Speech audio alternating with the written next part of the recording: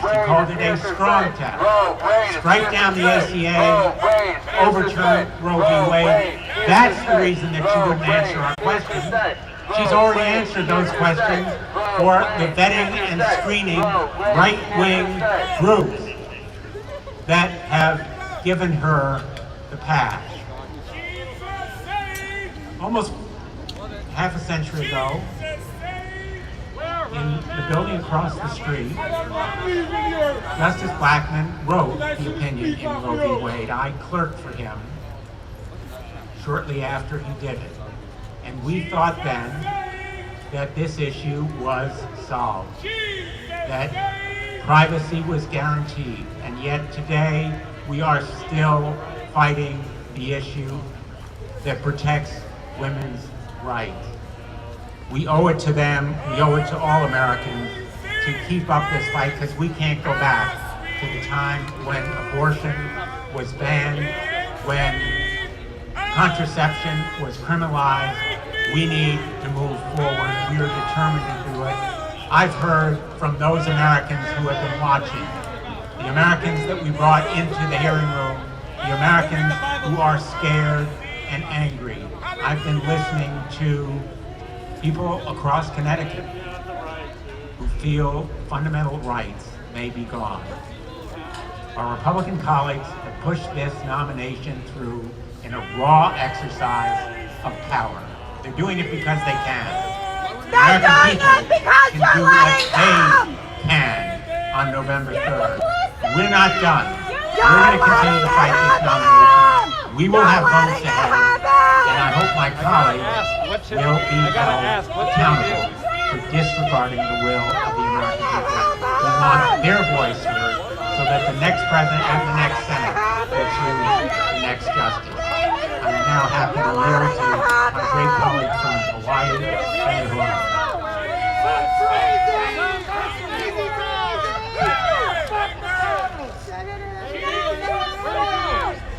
Thank you. I'm very committed to joining my colleagues in other protests of what's happening with women's rights.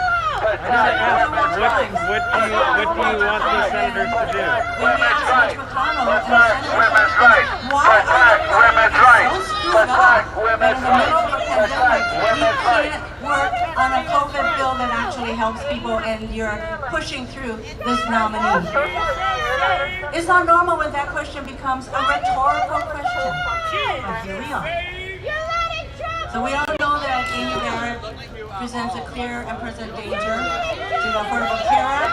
Come November 10th, when the Republicans get their way, she'll be sitting there in the court to hear this case. She's already let it be known that she thinks Chief Justice Roberts made a mistake when he upheld the law, which means that if she has to sit in the court, she will the Affordable Care Act then.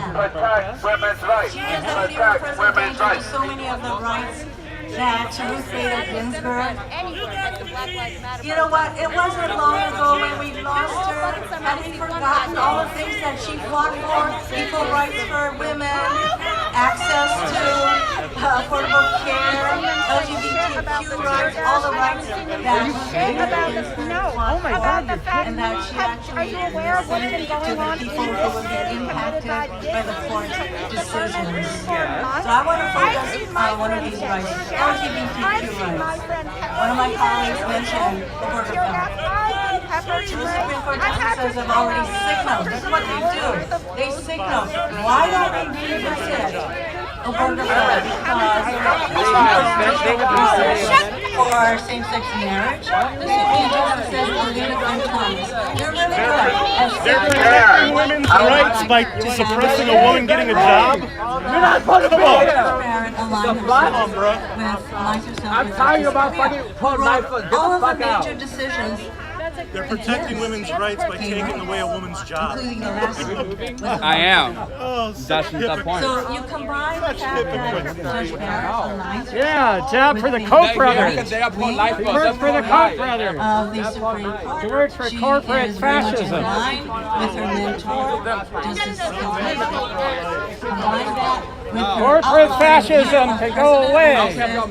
We don't need your corporate fascism. Bye-bye, trash. The Constitution requires. The blood of If Jesus president does not align with that, down goes the president. That is why Roe v. Wade is at risk. That is why Obergefell is at risk. That is why so many of the rights and protections that Ruth Bader Ginsburg spent her whole time on the Supreme Court fighting for are at risk. And that is why I stand here with my colleagues in protest of this nominee. And guess what? There are already 40 million people who have voted. They know what's at stake. They are listening. The Republicans hope that people are not paying attention, but they are.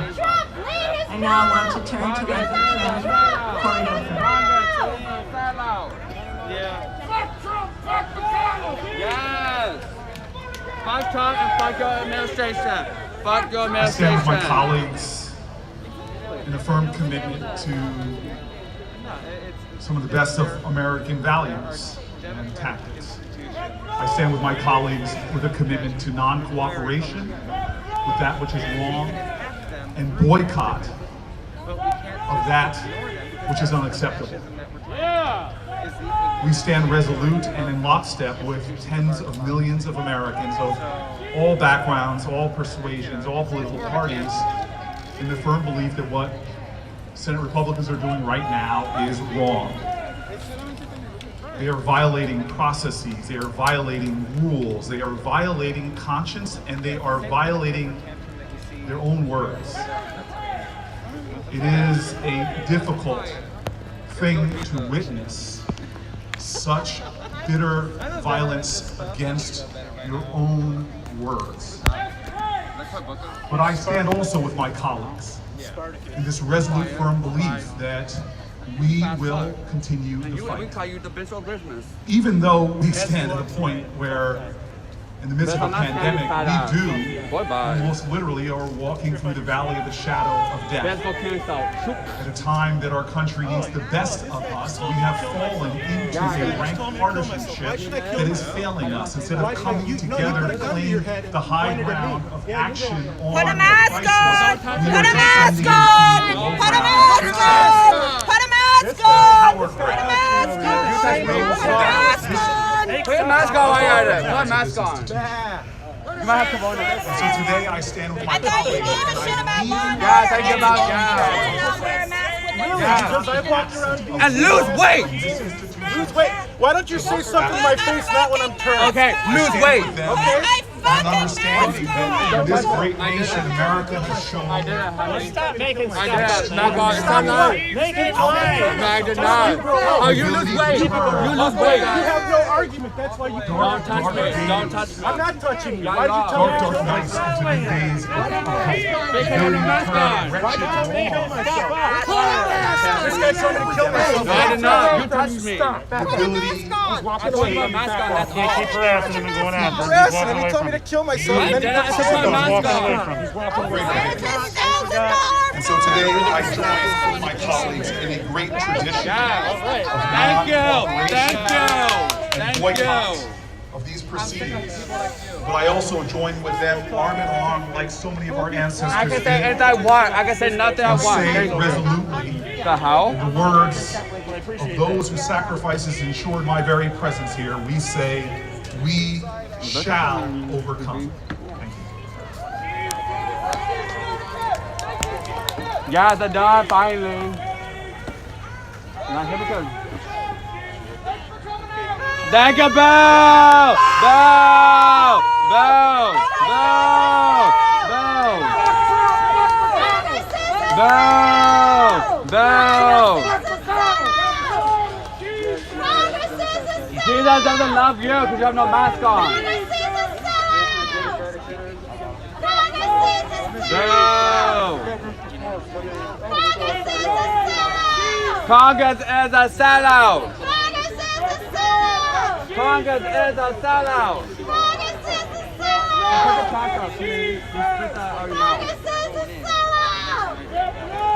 That's the Republicans. Look, Republican people watching now. That's right here. I am, but they want their own They want their own platform. They want their own.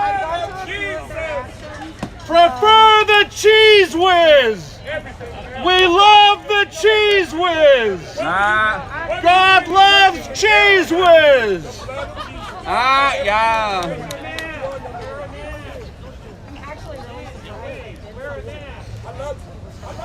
No, you don't. You can't make me hate you. Wear a mask! Wear a mask! Praise be! Praise be! Wear a mask! Wear a mask! Wear a mask! Wear a mask! Praise be Arthur! Praise be Arthur! Praise don't get be it. Arthur! I don't get that one. What does that mean? Arthur, what? Oh. I guess Praise be Arthur. That's really odd. Sorry. that's pretty funny. I got the Cheese Whiz thing. That was I want to see y'all in heaven. I want to see all of y'all in heaven. Yeah, that's why you don't wear a mask. Because you want everybody to go to heaven right now. We really Put a mask on so people don't have to go to heaven right away. They're the ones who are Because we're not here to... Put on a mask! Put on a mask! You claim to be so religious, why don't you consider other people? A weapon for murder. She's flogged to kill little children. Murder. Can you say little? That's murder. That's not abortion. That's not a choice. It's murder. Call it what it is. Call it what it is. Thank God your mother and father didn't abort you. Thank God your mother and father didn't abort you. Jesus saves. Jesus saves. And he gets compounded interest! Jesus saves. With compounded interest! With compounded interest! Jesus saves. Don't leave. Please don't leave. Don't leave. Stay. Stay. We love you. We love you. We love you. Are we doing a group photo? Group photo? I love you, little man. That mask ain't gonna save you. Only the blood of Jesus. Only the blood of Jesus, man. Are you washed? Are you washed? Study the blood of Are Jesus. you washed in the sins of the church? Mark the Would God. you rather see your youngin' in a Mark it. condom than a coffin? Listen to the Are you song. washed in the sins of the church? Oh, I got that Got your backwards. minute. You got your minute of fame. Are you? But Oh, guess I've had what? more than a minute, honey. Go ahead. Keep going. Then. No. Keep singing. What, you're gonna You put me can on the mock him 700 today, Club and but call you me won't mock him on satanic? Judgment Day. Oh, I You know. will not mock him on Judgment Day. I won't. Go ahead. Mock him today. Okay. Mock him all you want. I will. But you will not mock him on Judgment How do Day. you know he won't be Because mocking I want to see you in heaven, sir. Oh, It is yes. written. Every knee will bow. Every tongue will confess Sorry, I got that him louder. Jesus I Christ is God. I want to see you in heaven, sir. I want to see you in heaven. I want to see all you in heaven. Amen. We love you. Thank God we live in America. Freedom of speech. USA. USA. USA. Where's USA. Hallelujah. Oh, you took off your jacket.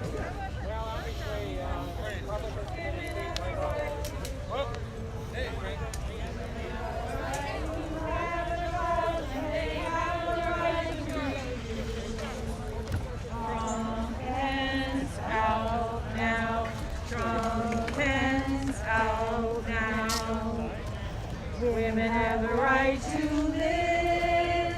Women have the right to choose.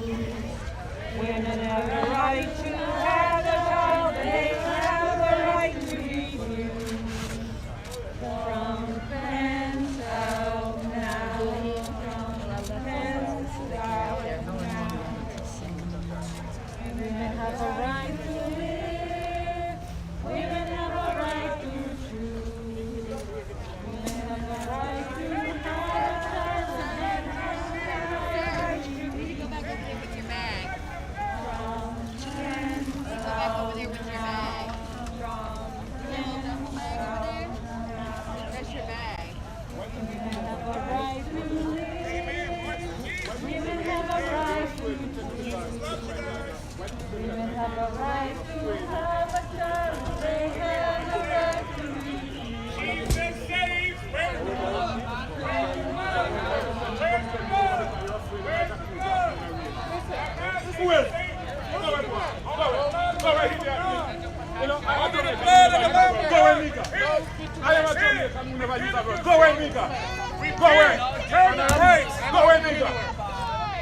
a Jamaican and I don't use that word, but I'm calling you so. You're afraid to talk to me because of that nigger. Now you hear me use the word a Jamaican use it. Go away. Go away, man. Thank you guys. Thank y'all for serving our city. Yes, say you're a Jamaican use it for the first time, nigger. Because the white comes not frightened to talk to me. I just moved from here to here, and you're frightened to talk to me. The white come. Look where I am. Oh no! I just moved from here to here. Oh, bye. Put a mask on. I'm not putting on none. Well, then people are going to be scared to go by you. COVID. But the cops supposed to mandate it too. Including your police officers. Put your mask on. Yeah, it's fine. And the problem is that these young kids.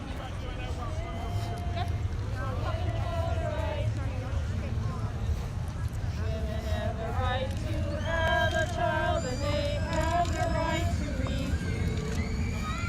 From pens out now. From pens out now.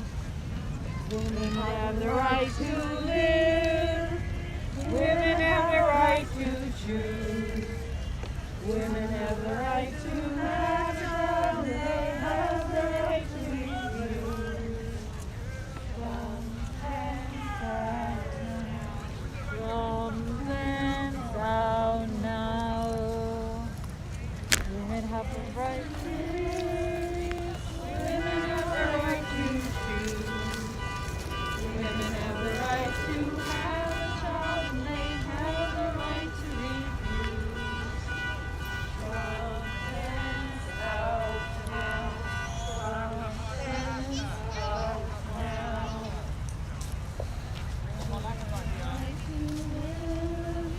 Women have the right to choose. Women have the right to have a child. They have the right to refuse. From pens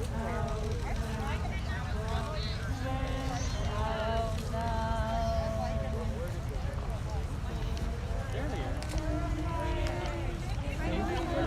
Women have the right to have a child. They have the right to refuse. From pens out now. From pens out now. Women have the right to have a child and they have the right to refuse. From pens out now. From pens out now. The right to live. Women have the right to choose. Women have the right to have a child and they have the right to refuse. From pens out now. From pens out now. Women have the right to live. Women have the right to choose. Women have the right to have a child and they have the right to refuse. From pens out now.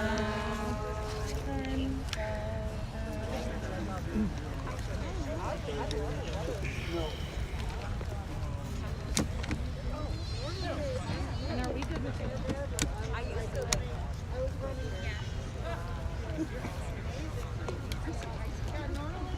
Hey y'all, thanks for coming out tonight. We have some flags to help with social distancing on the other side of the cameras that folks are more than welcome to hang out by. We also have some signage we'll be handing out. We're gonna get started in about 5 minutes or so. Thank you.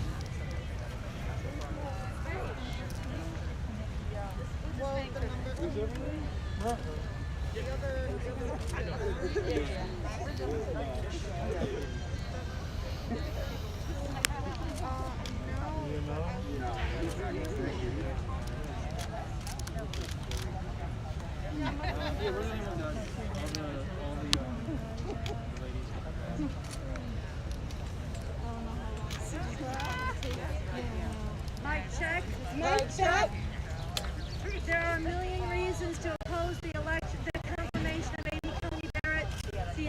movement of women and depriving of women of their reproductive rights, the enslavement of LGBTQ people. But the most immediate and urgent danger, why this confirmation must be stopped, is it is part of Donald Trump's plan to steal the election. He has openly said he wants this Supreme Court filled before the election to help throw the election in his favor. And he is doing everything he can to contest the election already. We have to stop the confirmation of Amy Coney Barrett so that the handmaid's tale of female enslavement, of treating women like property and incubators, does not become reality. Amy Coney Barrett would tip the court in a pro-theocratic, pro-fascist direction. Our outfits are not symbolic. We got arrested this morning in front of Dirksen's Senate building doing civil disobedience to stop this confirmation. And we are calling on the American people to pour into the streets October 24th across this country to demand Trump Pence out now. We need to vote against Trump in record numbers, but voting will not be enough when he has made clear he is stealing the election. We need to be in the streets non-violently in massive numbers demanding Trump Pence out now. Women are not incubators. Women are not incubators. Women are not incubators. Women are not incubators. We are not property. We are not property. Trump Pence out now. Trump Pence out now. Trump Pence out now. Trump Pence out now. Trump is stealing the election. Trump is stealing the election. Trump is stealing the election. Trump is stealing the election. No confirmation. No confirmation. No confirmation. No confirmation. No theocracy. No theocracy. Take to the streets. Take to the streets. Stay in the streets. Stay in the streets. Trump Pence out now. Trump Pence out now.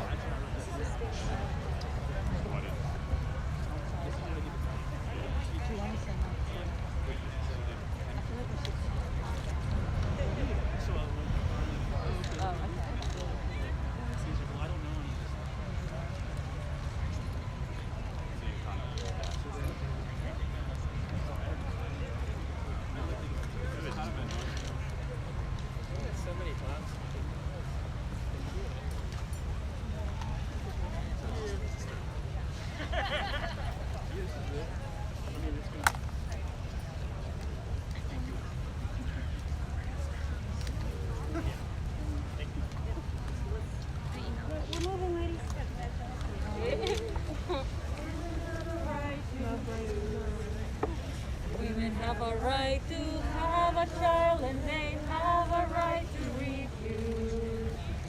Women have a right to live. Women have a right to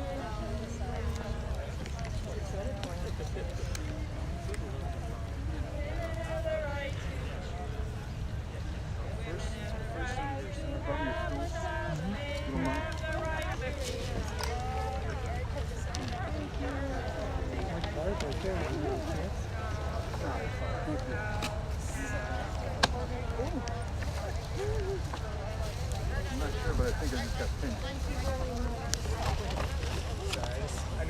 The pain is quite delicious. TMI, Papa. TMI.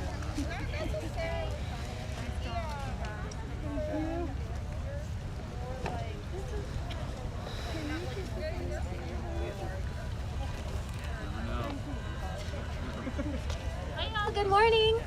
Can you hear me? Is this working? All right, great. Thanks everyone for coming out this morning. We know it is a big day, big week. I want to appreciate and give my love and all of my shining brightness to you. Thanks so much. My name is Tatiana Perkins. I am the Patient Advocacy Programs Coordinator at Planned Parenthood Action Fund. Let's get us started with like one chant, okay? Before we have like a lineup of amazing speakers, let's get started. So, I want y'all to repeat. I want y'all to do this with me, okay? Yeah, I think you know it, right? When our democracy is under attack, what do? Stand up, fight back. When our courts are under attack, what do? Stand up, fight back. When our democracy is under attack, what do? Stand up, fight back. When our courts are under attack, what do? Stand up, fight back. What do? Stand up, fight back. What do? Stand up, fight back. All right, thanks y'all. Feeling energized now. So I appreciate that so much. I am here because one, for morale and to get us all feeling good and moving and ready to take this on, because this is a fight. This is a personal fight for me. I'm coming here as my full self. I'm coming here as a Native woman, as a Black woman, as a queer woman, as a daughter, as a sister, and as a survivor. This fight is very personal for me, but also this fight is personal for all of us, and I definitely want to recognize that. There are people here today for a plethora of reasons, because there are so many things under attack right now with this Supreme Court nomination. So many people depend on the ACA. So many people depend on abortion services. And we have a Supreme Court nominee who has said that she does not believe in these things. So, with that, I want to take it over to Addie Stan from People for the American Way, who will be sharing.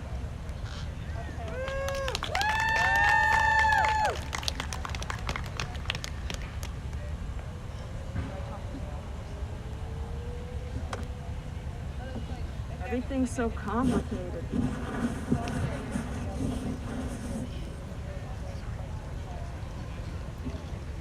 Hello, all you beautiful fighters for truth and justice. You all look real good out there. My name is Adele Stan, and I run a project. Well, I don't know if I really run it because I got a great team. I run a project called Right Wing Watch at People for the American Way. But I'm not exactly here to talk to you about that today. I'm here to tell you that I'm one of the lucky ones. I'm a COVID survivor. I'm sure there might be one or two of you out there as well. And, you know, I never had to be hospitalized. I'm one of the lucky ones. But it was pretty nasty. But since then, I've become what they call a COVID long hauler, which is a very peculiar lasting effects of this disease in some of us. And I think we're going to find a lot more of us than we know about, because there are people you can bet who are dragging themselves to work. You know, frontline people dragging themselves to work who are suffering with this condition. Now, the president wants to put a Supreme Court justice on this highest court in the land who will likely take away the Affordable Care Act. And the Affordable Care Act, for people who may not know, is not simply about being able to buy your health insurance on the exchange. It's not simply about finding affordable health care within that framework. It's also a set of rules for all insurers. And one of those rules is you cannot penalize someone or refuse to cover them because they have a pre-existing condition. Do you know how many people are going to come out of this pandemic with pre-existing conditions? I mean, science hasn't even looked at what's going on with the long haulers yet, because it's too busy trying to figure out what this disease is and what it does for the people who are suffering most acutely. And I'm one of the lucky ones. I have a job. I have a job I can do from home. I have an understanding, you know, I'm in an understanding workplace. I'm one of the lucky ones. And I don't pretend that part of my luck isn't etched in the color of my skin, because I have doctors who listen to me.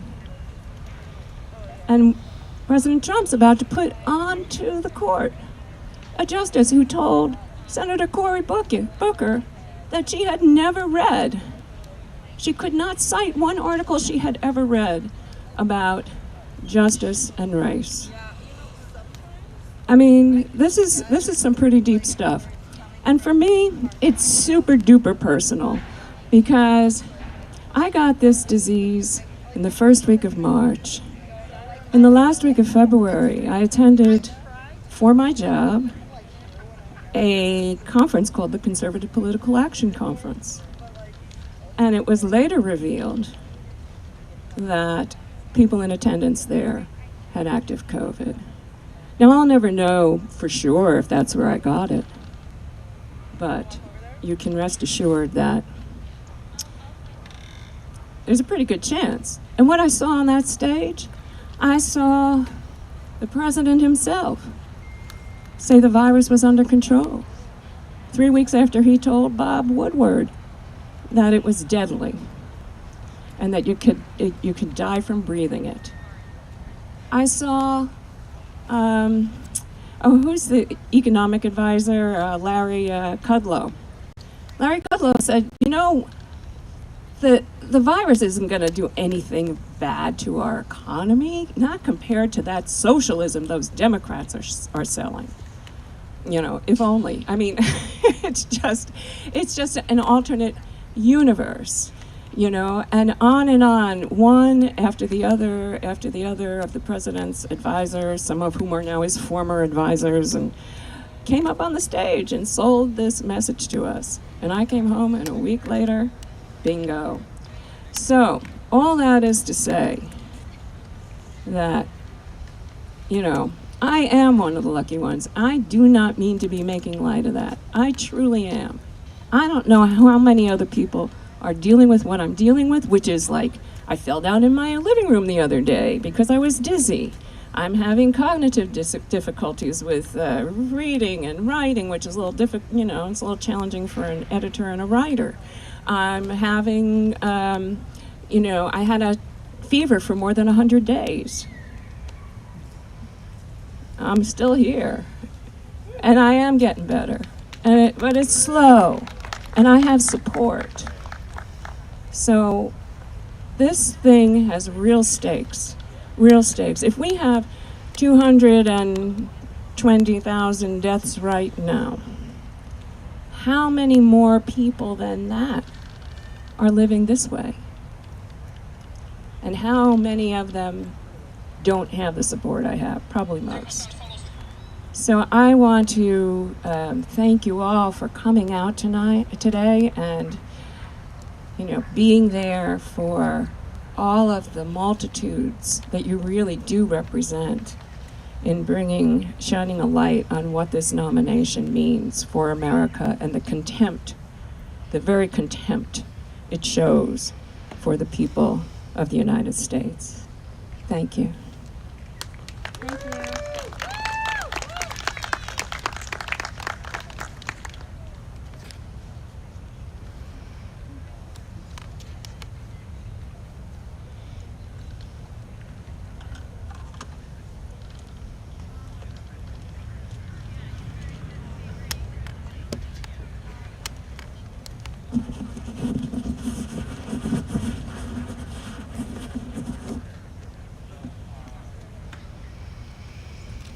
Good morning, everyone. My name is Cedric Lawson, and I'm Field Director with the Leadership Conference on Civil and Human Rights. The Leadership Conference is a coalition of over 220 national organizations working across a number of civil and human rights, working to make America as good as its ideals. With Daily Kos, I am excited to share the over 3.24 million petition signatures from concerned individuals across the country, urging senators to oppose the Barrett nomination, and the countless people who called into Senate office this past month. I want to be clear with everyone that it wasn't just the Leadership Conference Coalition. It wasn't just civil and human rights organizations, environmental organizations, gun violence organizations, coalitions across our country converged in order to show our power in this moment, particularly before an election. This is a moment that we cannot forget. And make no mistake, we, the millions of people, know what's on the line. We know that access to healthcare is on the line. Reproductive rights are on the line. Reproductive freedoms are on the line. Voting rights, LGBTQ equality, immigrant justice, criminal justice, justice reform, disability rights, and so much more. We will not back down in this moment. Too much is at stake at this moment. Not until the court truly becomes our court. Senate Republicans, yes, they may rush through this nomination in a matter of days. We saw what happened this morning in the Senate Judiciary Committee. But together, this coalition, better put this movement, We'll continue fighting for a court that works for all of us, one that upholds our highest values, and one that truly seeks to achieve equal justice under the law. And as a friendly heads up, these petitions today just now went to the Senate Majority Leader's office, Senator McConnell, in addition to senators from the states of Alaska, Arizona, Colorado, Iowa, Maine, North Carolina, and Utah. And across the country today and moving into the weekend prior to the vote, we will continue to amplify these petition numbers that are specific to each state. We know that the power here is a power that they have to pay attention to. We know that it's not over until it's over. So we will continue to escalate. We will continue to place pressure on senators to let them know that all of our issues are on the line, and we are aware of what is at stake. Thank you. Thank you.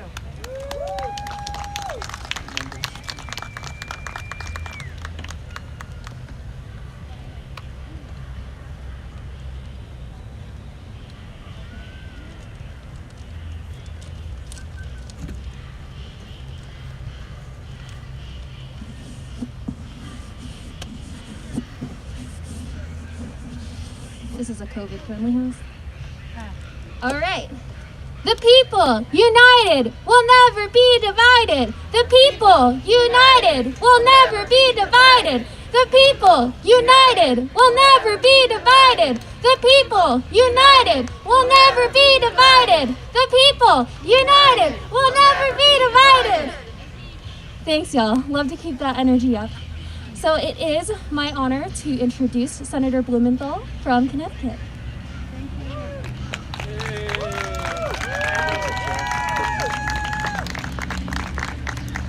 Thank you all.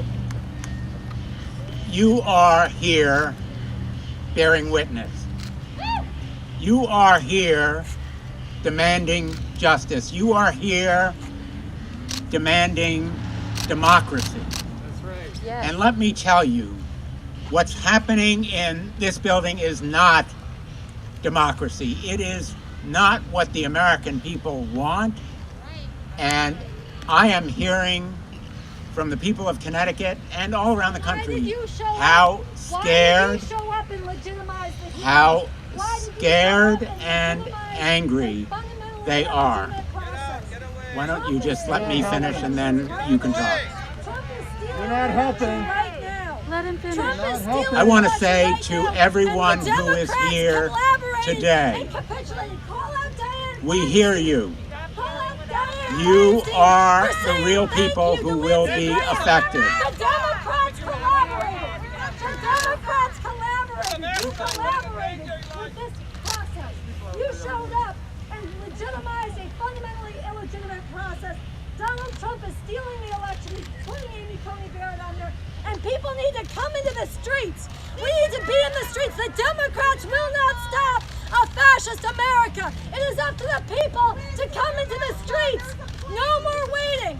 Go to the ballot box and vote against Trump, but be in the streets because there is a fascist coup going on right now. Okay. There is a fascist coup. Thank you. Thank you. So I agree. Yeah. I agree we should vote. Right. I agree that Americans should go to the ballot. And they are doing it right now. In fact, that is a reason why this process is undemocratic. It should not be done. Literally, while Americans are voting because they deserve a say in choosing the next justice. The next Senate and the next president should be the one choosing the next justice after November 3rd, after America votes, after the American people have their say. And I just want to repeat, just so everybody hears it more than once, America should be grateful to all of the groups, the advocates, the individuals who have stepped forward with such courage. I brought in that hearing room Connor Curran, who suffers from a horrific form of muscular dystrophy and who will go without the treatment he needs if the Affordable Care Act's protection for people with pre-existing conditions is decimated. And Amy Coney Barrett has passed the Trump test, the strong test, that she will overturn the ACA. She's passed the strong test that she would overturn Roe v. Wade and the ACA and fundamental rights relating to voting and workplace safety and gun violence prevention. Real people into that room included Tracy in Connecticut, who needed and wanted IVF treatment.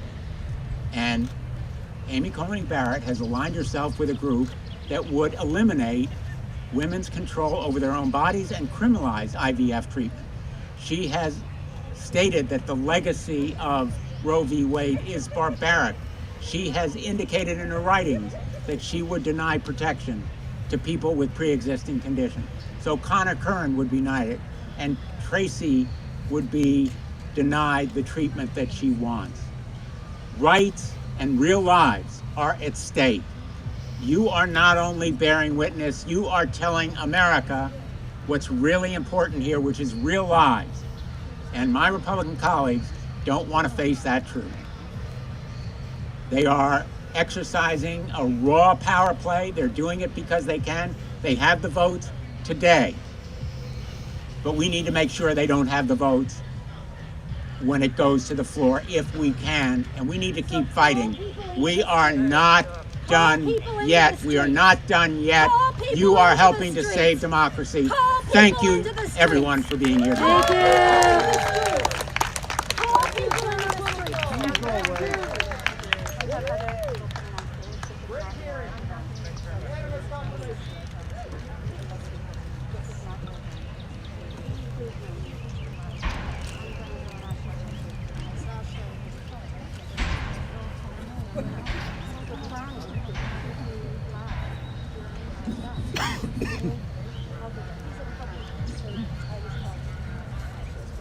Hello, beautiful people. Thank you so much for being here today as we make one of our last stands against the sham of a confirmation. My name is Sonia Spoo, and I am a campaign director and the director of reproductive rights campaigns at Ultraviolet, a 1.2 million member strong feminist advocacy organization that works to change the political, social, and cultural needle for a feminist future. And for many reasons today, I am angry.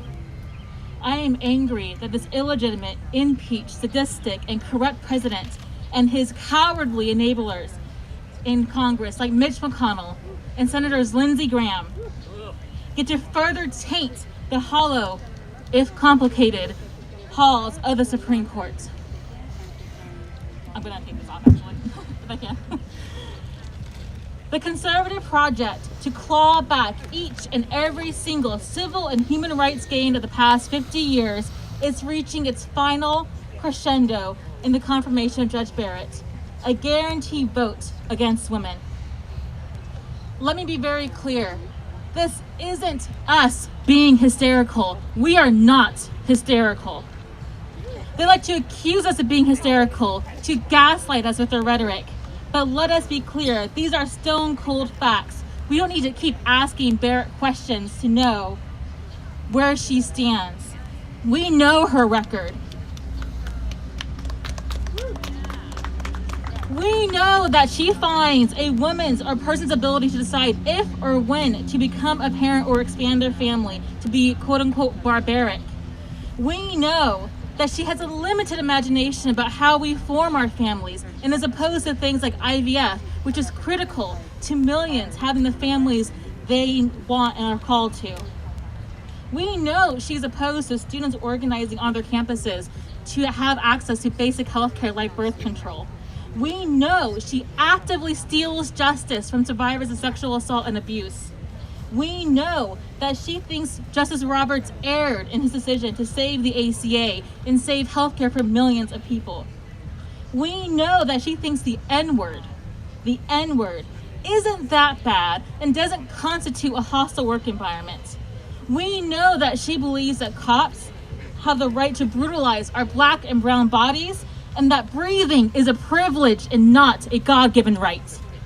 We know who Amy Coney Barrett is, just like we know who Donald Trump is.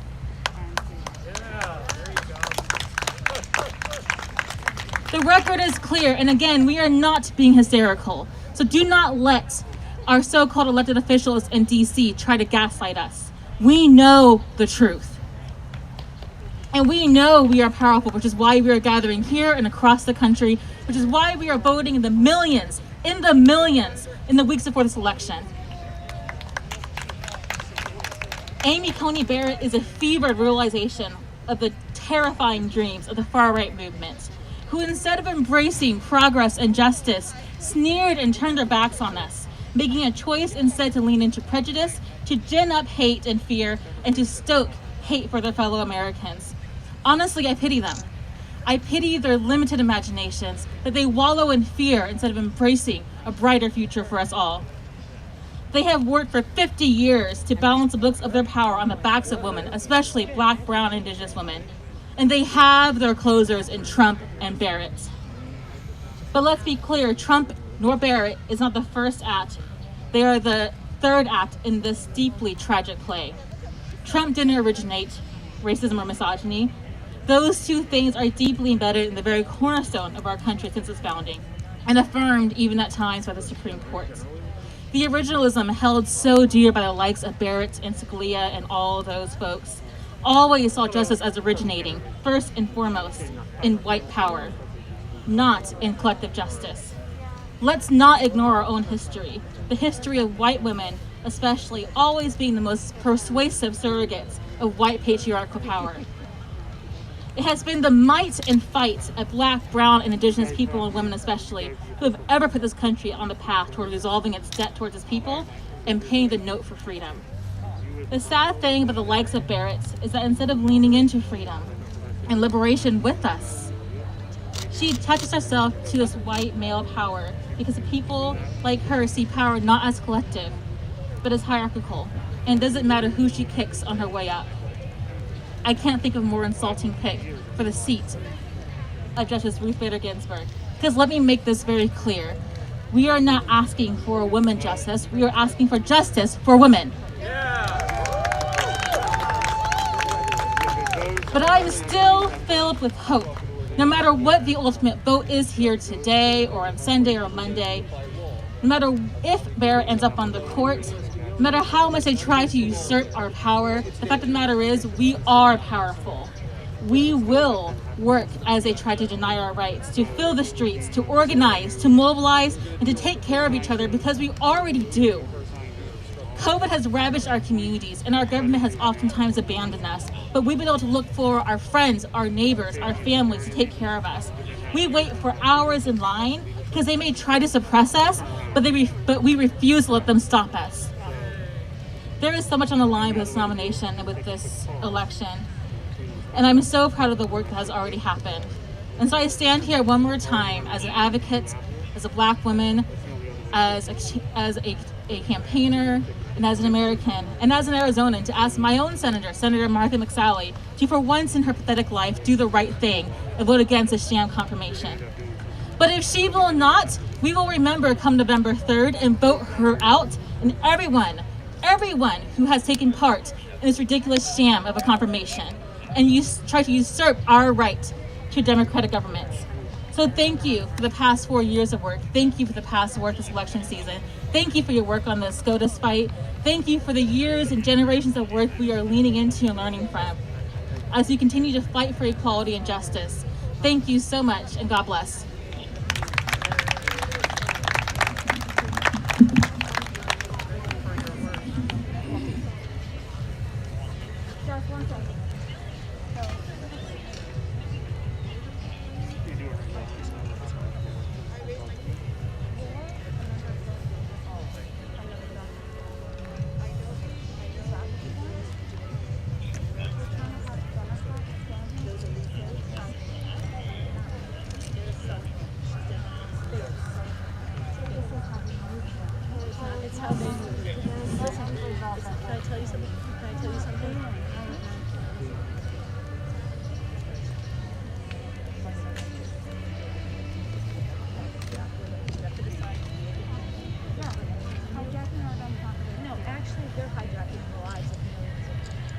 They showed up. They showed up. Hey y'all. Hey ho! Hey ho! ACB has got to go! Hey ho! Hey ho! ACB has got to go! Hey ho! Hey ho! ACB has got to go! Hey ho! Hey ho! ACB has got to go! Hey ho! Hey ho! ACB has got to go! Hey ho! Hey ho! ACB has got to go! All right. Show me what democracy looks like. Show me what democracy looks like. Show me what democracy looks like. Show me what democracy looks like. Show me what democracy looks like. Show me what democracy looks like.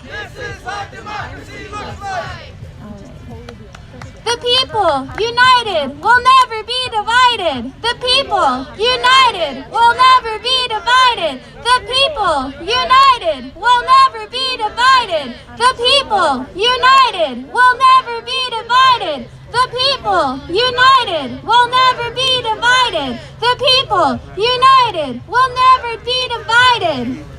All right, thanks y'all. Let's keep that energy up.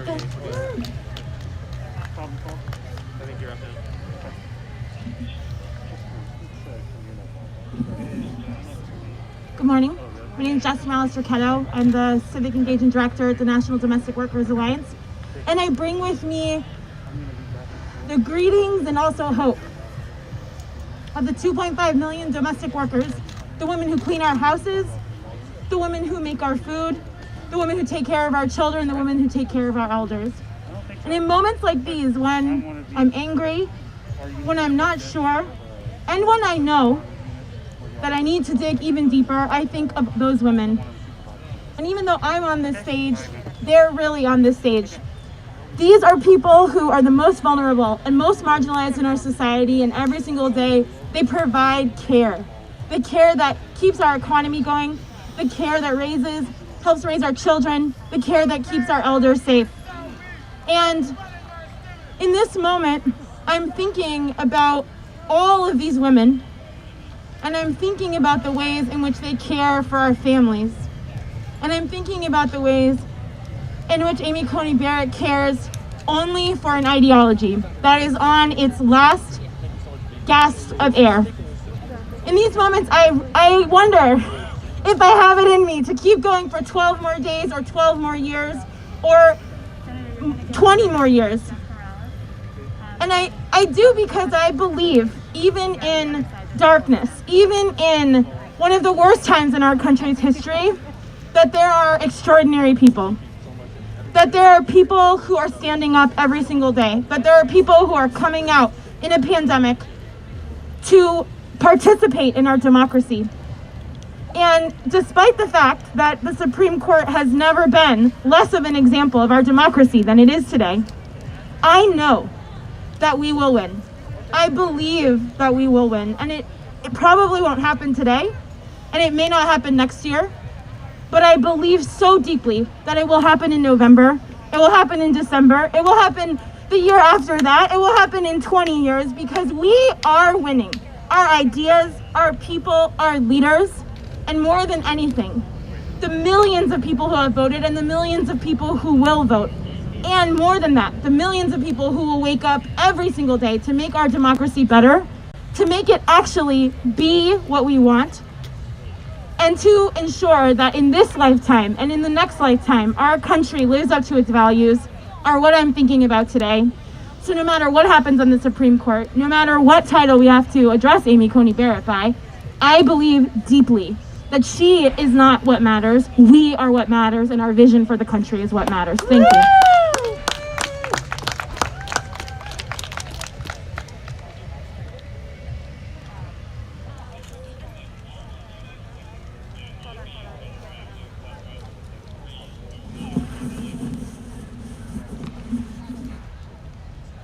All right. I'm from Washington State, the Pacific Northwest, so I would love to introduce somebody else from the Pacific Northwest, Senator Merkley.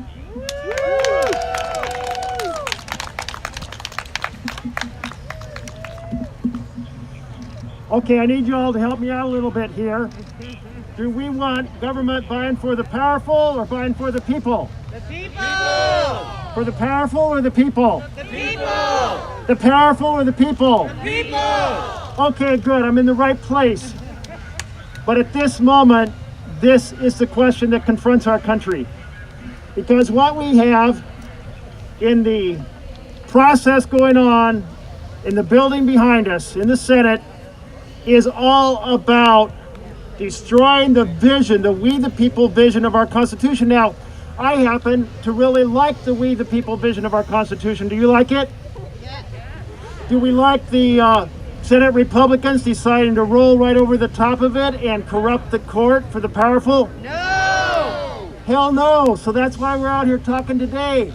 And that's why we're taking every single action we can, because we are trying to set the stage for a potential outbreak of integrity. Wouldn't that be incredible? We have a whole group of 53 senators. Almost all of them were here 4 years ago.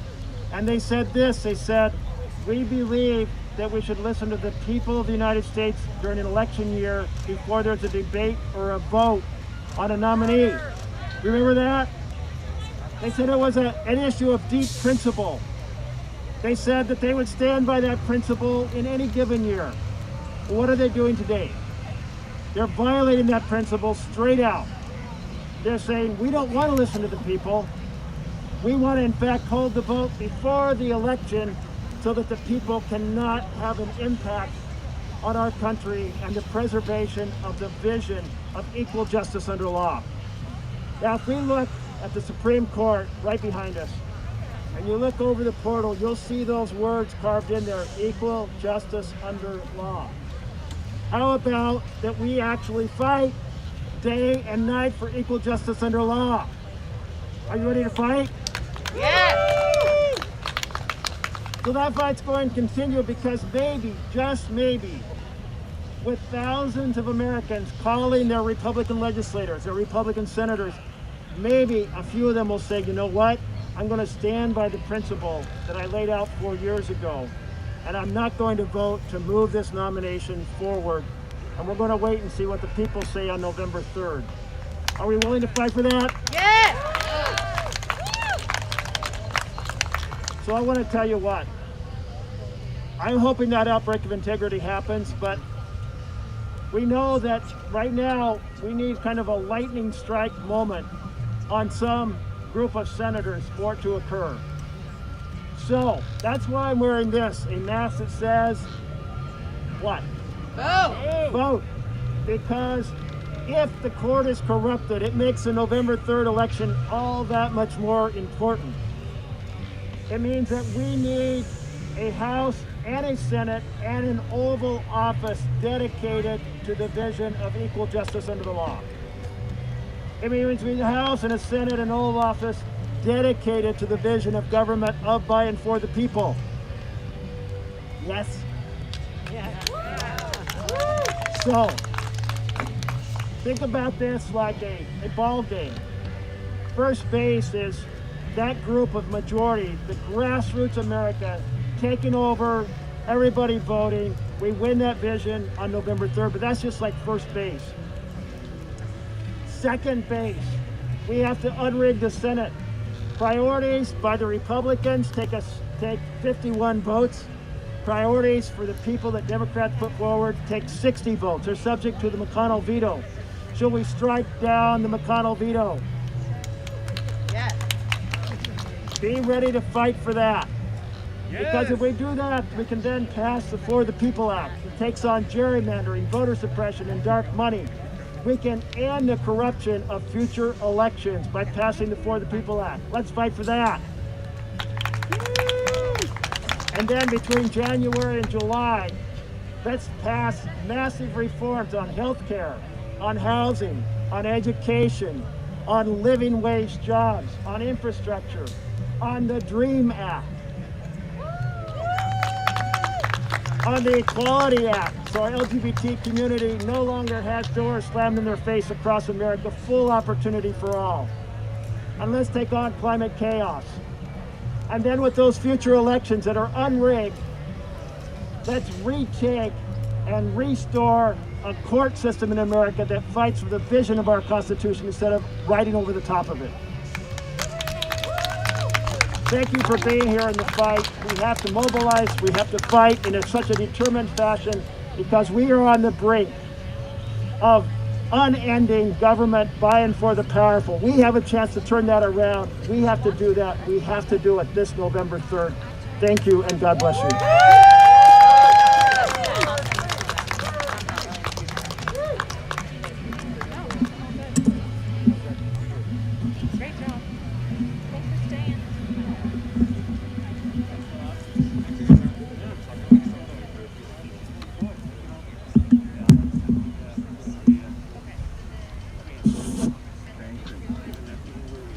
Thank you.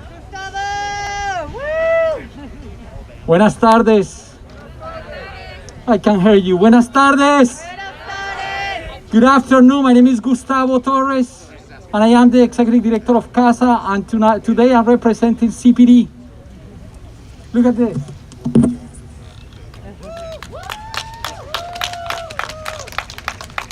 Three million signatures have been delivered. 3 million. To communicate very clearly that this is not our priority. We have, and the American people have a different priorities. I can't believe that we are speaking about ACB right now, in the middle of a pandemic. I can't believe that we are speaking about confirmation of somebody who don't support the Dreamers, who are going to accept the separation of our families and confirm the separation of our families. I can't believe that we are speaking about that today when we have 220,000 people dead because of the pandemic, when we have almost 9 million people who have been impacted and infected by this virus. I can't believe that we are speaking about that today. I can't believe that the Republican senators are not speaking about a package to resolve this crisis. 12 days before the elections, 40 million people already spoke out. And we are going to confront somebody who doesn't support women's right to choose? I can't believe that. Totally unacceptable. Today, I am here to let you know that we are going to fight back, that we are going to win these elections to make sure that we legislate and change some policies that is impacting our families and our communities. I want to say thanks to the Judiciary Committee, people from the Democratic Party who boycott the confirmation today. Thank you. And I am calling right now all of the senators to do the same thing. Right there in the floor in the Senate. We really do. We have to send a very strong message. Because you know what? People every single day are resisting with courage. They are fighting back. And we need to do the same thing. So today, on behalf of CPD, CASA in Action, and the Latino and immigrant community, we say we stand together. We stand together to make sure that we are going to win these elections. Thank you very much. Muchísimas gracias. ¿Se puede? I can hear you. ¿Se puede? One more time. ¿Se puede? Thank you very much.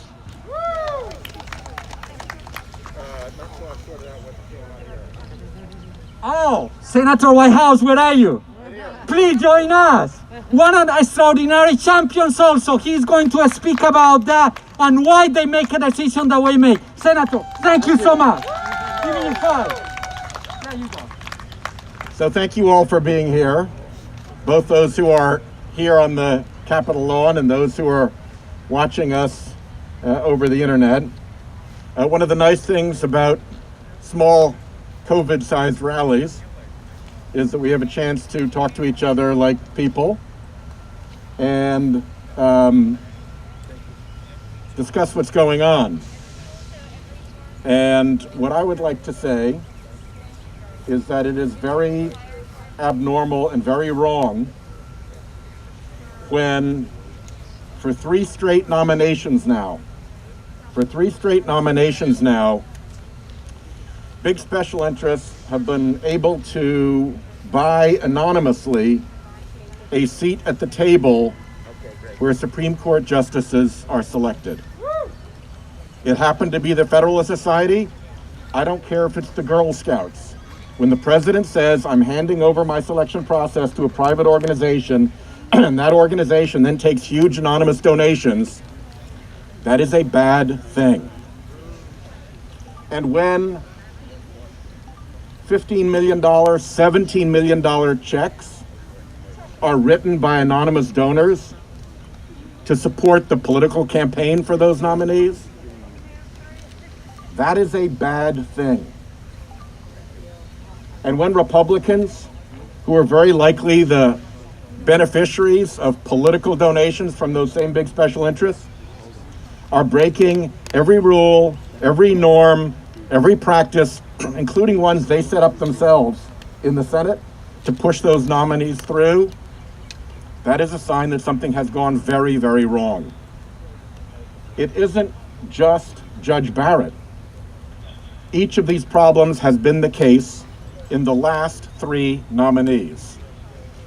Garland for Gorsuch, Kavanaugh through his troubled nomination, and now Barrett. 3 times, big special interests anonymously paying to get at the table, big special interests anonymously paying for the campaigns, and Republicans rolling over and breaking the rules of the Senate to get the job done for the big special interests. I feel and share the outrage that so many of you feel about what is happening to Ruth Bader Ginsburg's seat. But I'm here to tell you that outrage is not enough. Persistence is going to matter.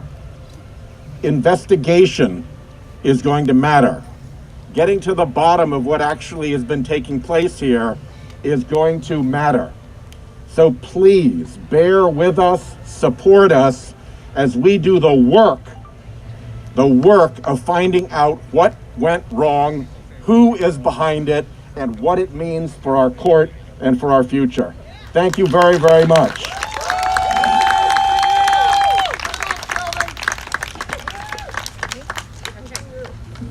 Let's hear it for Senator Whitehouse. Thank you so much. Thank you for your leadership. I'm Ronna Epting. I'm the executive director of Move On. We are millions members strong, 50 million members all over this country. And we are just regular folks who take action every day in our communities to make this world the place that we know it can be, a place where all of us can thrive, where all of us are welcome, where all of us are part of this democracy. I'm so happy to be here with you. I'm going to make this short and sweet because I want to introduce Senator Schumer. Senator Schumer has tirelessly led the fight to oppose this nomination and stand up to this outrageous, shameful, and dangerous power grab by Republicans. He is a man who's fought alongside us to protect the Affordable Care Act and our rights and freedoms. And he's led through the complexities of leading a minority in the Senate under the Trump administration. So I'm very grateful for his leadership. I'm grateful he's with us here today. And I want to invite the senator to come say a few words. Thank you. Thank you. Thank you all for being here. We are fighting the fight. We must. And let me just tell you what this means in personal terms. So we were having our Rosh Hashanah, our Jewish New Year's dinner, when we heard that Ruth Bader Ginsburg had died. My daughter was sitting next to her wife, and they were wondering if their right to marriage might be taken away or curtailed. My older daughter, who has a 20-month-old son, my grandson, she's a big climate person, was worried that her son, 20 months, would never see the beauty of the globe that we were able to see. My wife remembered the days before Roe, when women didn't control their own bodies and had to do terrible things, forced by a male-dominated society and male-dominated laws. And my mother, who was 92 and has Parkinson's, wondered if her health care would be taken away. In one little moment, it was so clear what this nomination means. What this nomination means. It means that people's health care could be ripped from them. It means that 130 million Americans with pre-existing conditions would be at the mercy of insurance companies. A mother, a father who had a son or a daughter who had cancer could be told by any insurance company, we're not taking you, and they'd have to watch their child suffer with no real health insurance and no hope for a cure. This is just an awful nomination. The hard right, as Sheldon Whitehouse has so ably documented, the hard right in America, they know they could never get their right-wing agenda through a legislative body. And so they have endeavored to control the courts, an unelected body, to move the clock back 100 years. They don't want to pay any taxes. They don't want to see government do good things for people, like health care. They've made an alliance with those who don't believe in the freedom of women to choose, who don't believe in the freedom of people to marry, and they are trying to push this agenda through in the most partisan, obnoxious, illicit hearing and process that we have seen. The hypocrisy of Mitch McConnell and the Republicans is towering. When Merrick Garland came forward, it was 8 months before an election. They said, no, let's wait. Now we have a vacancy. While an election is ongoing, they say, let's rush it through. Because they know they can only achieve that horrible right-wing agenda through the courts. So we will fight this with every tool we have. McConnell has defiled the Senate. The number of tools in the toolbox are fewer. The sharpness is fewer as well. But every opportunity we have, we will do whatever we can to stop this nomination. Today, the Judiciary Committee members boycotted the illicit markup. It was a great move. The rules of the Judiciary Committee say you need 2 Democrats to report someone out. But Lindsey Graham steamrolled through the rules, didn't even pay attention, just as McConnell has steamrolled through every rule, decency, value, and honor. He has so defiled the Senate, it will never, it was low enough before he started, but it's even lower now. So we will fight this fight. We will fight it here in the Congress, and we will fight it at the ballot box on November 3rd, and kick Trump out, kick McConnell out, take back the country, and move forward in every way we can. Thank you for fighting the fight. We will win.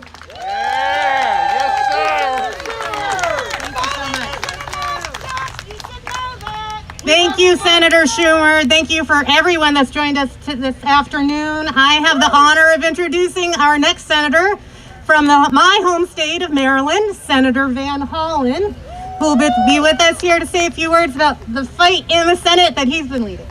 Thank you. Thank you, Senator Schumer. I want to thank all of you who are gathered here, and I know because of social distancing, we also have lots of people tuning in from around the country at this critical moment, this moment of reckoning for our country.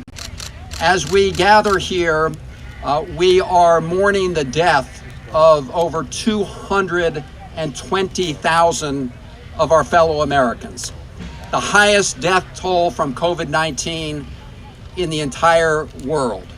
And it didn't have to be this way. This is the consequence of a president, President Trump, who knew how severe and dangerous this coronavirus is, but decided to ignore it, to pretend it would just go away, that it would miraculously disappear, and told people to do things like drink bleach. And as a result of that, we have thousands of Americans who are dead who didn't have to be. It's simple. He lied to the country, and as a result, thousands of people have died. And now at this moment, instead of rallying the country together to pass emergency relief for the people who are hurting from COVID-19 and all the economic pain that has been caused, unnecessary economic pain from Trump's gross negligence and active indifference, instead of focusing on the HEROES Act, which Speaker Pelosi and the House have passed twice now, instead of that, we have Mitch McConnell and Republican senators and the Trump administration trying to illegitimately jam through a Supreme Court nominee to try to pack the court with ideological right-wingers so that they can enact through the courts the agenda that they were unsuccessful in enacting through the democratic process here in the United States Congress. And we all know that what's first up on their agenda is dismantling the Affordable Care Act. That case will be heard right across the street here 1 week after the election. And we know that Judge Barrett is a torpedo aimed at the Affordable Care Act. We know that for two reasons. One, Donald Trump said he was going to appoint someone to the Supreme Court who was going to destroy the Affordable Care Act, who was going to undo the work of what he called Justice Roberts' wrong decision. And we also know that because of Amy Coney Barrett's own writings that show that she was critical of that decision by the Supreme Court. So you've got Republican attorney generals backed by Trump and Attorney General Barr who have been working very hard through the courts to try to destroy the Affordable Care Act. And the consequences are going to be terrible for the American people, because you've got over 130 million Americans who are protected by the pre-existing condition protections in the Affordable Care Act. 30 million Americans who are directly benefiting from the Affordable Care Act. Millions and millions of seniors who benefit from closing the prescription drug donut hole. And here we are in the middle of a pandemic where over 8 million Americans have contracted COVID-19, which is also a pre-existing condition.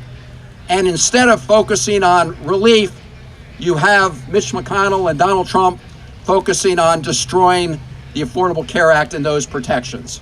So we're here to fight to the bitter end to stop this miscarriage of justice. They have obviously changed the rules of the game from the ones they applied to President Obama, and now, closer to an election than any other time in American history, they're trying to jam through this court nominee to strike down the Affordable Care Act, and that's just the beginning. They also want Judge Barrett to strike down women's right to choose under Roe v. Wade, and we need to make sure that doesn't happen. I remember when I first got into Maryland politics in 1990, we were worried about the court then striking down Roe v. Wade, and we barely averted that at that time. Now we've got another effort to do through the court something that is opposed by the American people. So I will just close with this. I know the hour is late to stop this, but I will just remind all of us that I'll remind all of us that what we did with the Affordable Care Act was we saved it in the end by one vote in the United States Senate. And so nothing is over until it's over. We will leave no stone unturned, but we're calling upon the American people to call their senators right at the last minute, say, don't take away my health care protections, don't take away my right to choose, don't stack and pack the court with someone who's going to take away workers' rights and be a tool for big corporations. Do the right thing, and we will hold you accountable. We will hold you accountable at the ballot box. We'll hold you accountable for your vote at this moment in American history. Thank all of you for being here. Let's make sure that we fight to the very end, and importantly, that we hold everybody accountable for their decisions that will do great harm to the American people if they don't turn around and vote the right way. Thank you all for being here.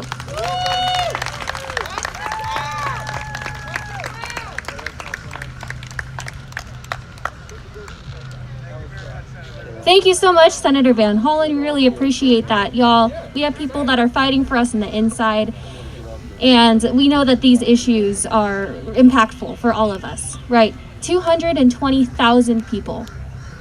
That's how many people have died because of this pandemic that we're in and the president's negligence in not protecting us.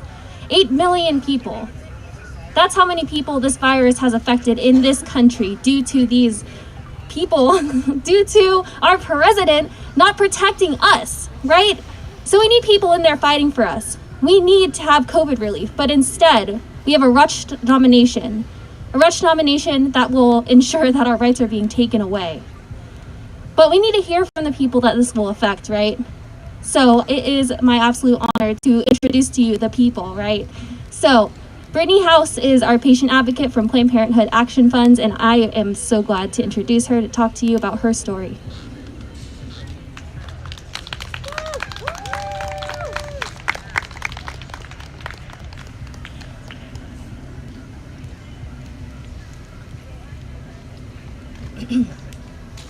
Good afternoon. My name is Brittany House and I live here in Washington, D.C. I was born and raised in Baltimore, Maryland in a two-parent Baptist household and attended a single-sex Catholic school. Between my family and education, I learned the values of family planning, femininity, financial stability, and abstinence.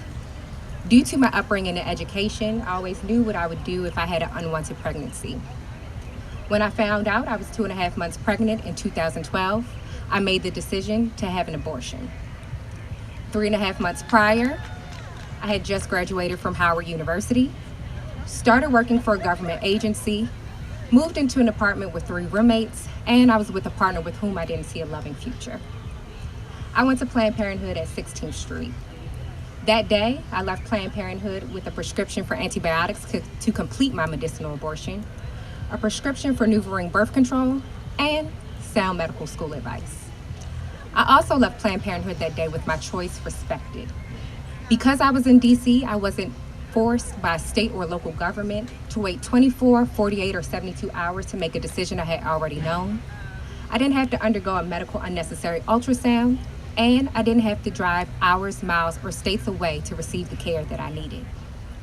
It should be that simple for everyone.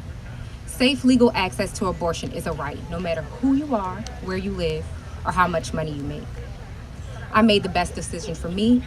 I received the care that I needed, and I'm living the life that I want.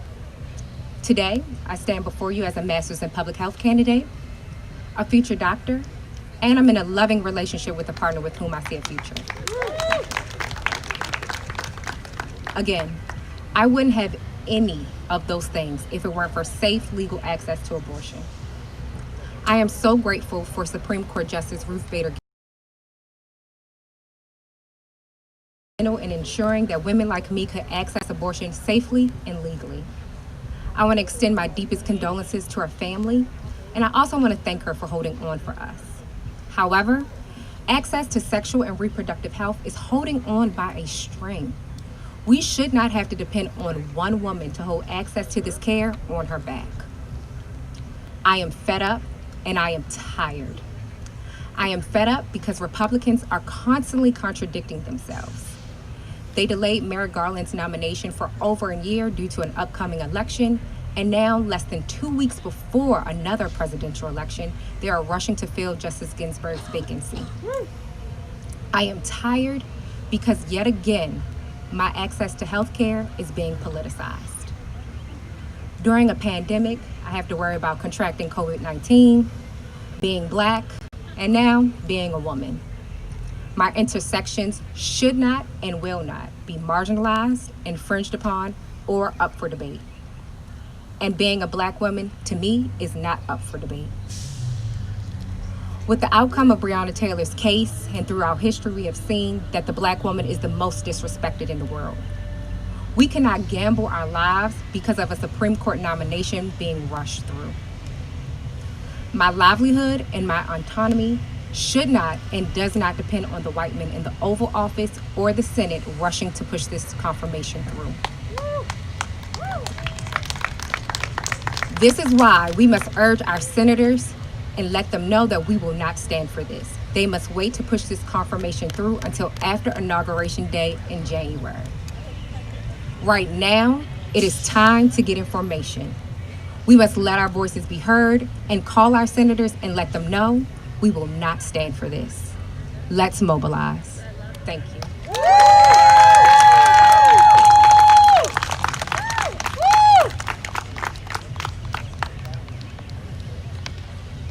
Okay, next up is someone who needs no introduction, but if I were to give her the 5-second one, her picture appears in the dictionary when you look up the term principled fighter, someone who has been with us and always with us since the beginning of this sham process, Senator Kirsten Gillibrand from the great state of New York. Thank you, Elise, for your fearless leadership and your determination to be heard and to never give up. It makes a difference. I'm so grateful to be here. Seeing so many people who care so deeply gives me hope. You're here because you know what's at stake. Because you know the future of this court and the future of this country are one in the same. Because you know that your voice and that your government should be listening to you. Right now, too many members of Congress, particularly the Republican members of Congress, are not listening to the American people. They are not listening to the 8 million Americans who have fallen into poverty because of this pandemic, or the parents who are in lines for food banks because they cannot feed their children, or the small business owners who are having to shutter their doors, never to reopen again. They're not listening to the majority of Americans who've made it clear they would like the next president to fill this seat. They are not listening because they know this is their last chance to impose their extreme conservative views on the entire country. So instead of listening to what you want, they're rushing to confirm a Supreme Court justice who is wildly out of step with the American people. These are the same senators who denied Merrick Garland hearings because his nomination was supposedly too close to an election. That was in March. We are now in October. It is soon going to be November, but that doesn't seem too close to an election for Mitch McConnell. The hypocrisy is stunning. I am mobilizing you and every American to speak out because that's the power of our voice. Our voice is our power.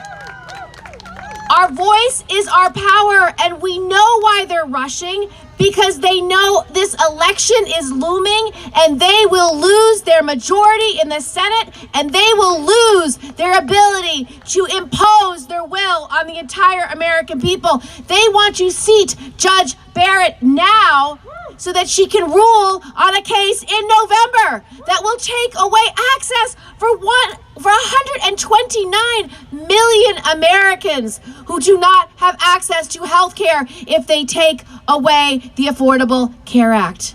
129 million Americans who have pre-existing conditions. How many family members and loved ones do you know who has a pre-existing condition? How many people contracted COVID and now have a pre-existing condition? It is a life and death issue for millions of Americans. One such New Yorker, Ali Murata, she has type 1 diabetes. Imagine if she cannot get access to the insulin that keeps her alive. Imagine that she cannot get access to the health care that she needs. Imagine if she made too much to qualify for Medicaid. She knows what it feels like. She was uninsured from December to March and had to ration her insulin, putting her life at risk. It was only when the pandemic started and she lost all of her income that she was able to qualify for Medicaid, the essential plan in New York's marketplace that allowed her to access that life-sustaining medication. If the ACA is repealed, Allie will lose her coverage. She's not alone. I have a friend named Kyle who lives with Down syndrome, and his dad, Bill, has been looking after him. But he too has multiple pre-existing conditions.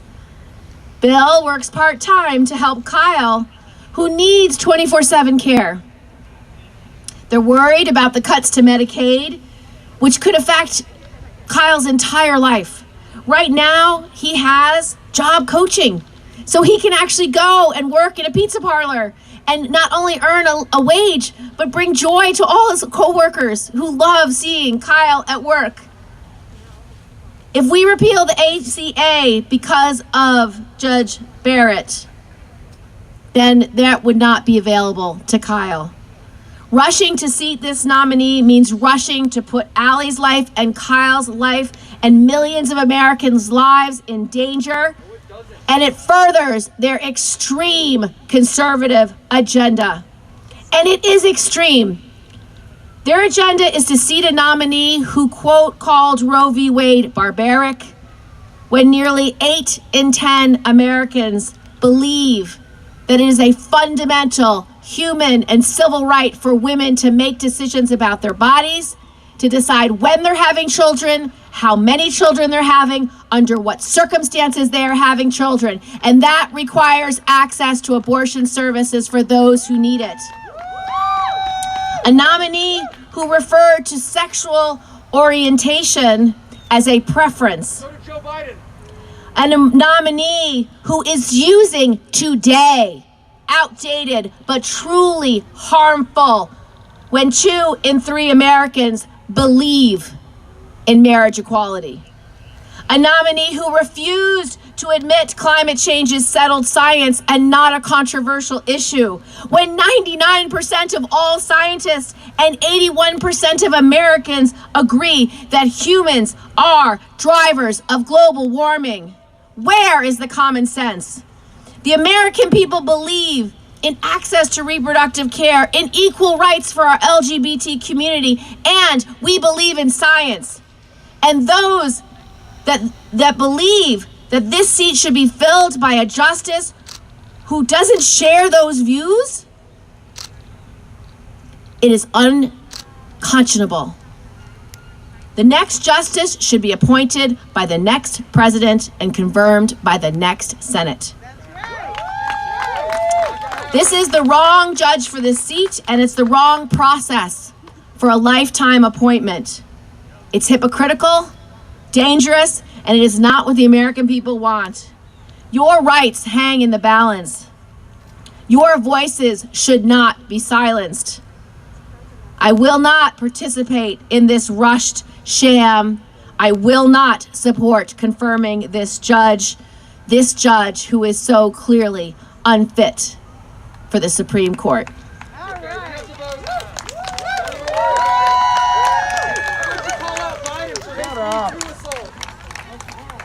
Who's the real hypocrite, Senator Gillibrand?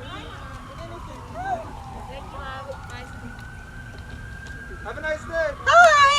Hi, I'm Elise Hogue. I am the president of NARAL Pro-Choice America, and I am so thrilled to see all of you here, but I know thousands and thousands and more of you are watching this on the live stream. And I want to acknowledge that we have a fantastic member named Toby here who knitted me this wonderful RBG collar. And I wear it as a representation, not of just the person that we are fighting for in this moment, but the ideals that she lifted up. Absolutely for abortion rights, absolutely for reproductive freedom. But the reason that she fought for abortion rights and gender justice was for equity, was for everybody to be in control of their own destiny, to have the freedom to drive this country in a more progressive way. That is the ethic and the principle of Ruth Bader Ginsburg that we have got to embrace and channel in this moment. You know, we stood out here the night after she passed on the steps of the Supreme Court, and at that time we said, let her memory be a revolution. And let us be clear, the actions of the GOP Senate are about control, are about minority control. They are about absolutely halting the progress of decades of fighting for civil rights, LGBTQ rights, gender rights, reproductive rights, voting rights, all of those things. But they are about maintaining minority control in a changing world. And they said as much during the hearings. And so when I think about what it means to make Ruth Bader Ginsburg's memory a revolution, it is to tell those senators who would rush this confirmation to enact minority control, to do an agenda that this illegitimate president wants, that they cannot achieve politically or legislatively. They cannot do it through democratic means, that we will not be cowed. We will not go away. We will keep showing up, because there is nothing more revolutionary than a collective of people making themselves heard in the name of freedom and justice. And they may think they have the votes today. They may think that they have the votes when it comes to a floor vote, but they do not have the votes on November 3rd. And this fight does not end on November 3rd. It starts on November 3rd, because that is the day we funnel this power that we have collectively shown through Gorsuch, through Kavanaugh, and now through a nominee so extreme, this is real, she refused to answer whether abortion should be punished by the death penalty. That is real, right? So extreme. That is not the future of this country. We are the future of this country all together. And we will vote in numbers never seen before on November 3rd. We will make them pay a political price. And on that day, we will start to grasp the promise of democracy that we know this country holds for everybody. So thank you very much on behalf of our 2.5 million members. And Sasha? And next, I am followed by one of my favorite people in the world, someone who is known to be a principled fighter and a friend for women and family and all Americans, the unbelievable Senator Elizabeth Warren from the great state of Massachusetts.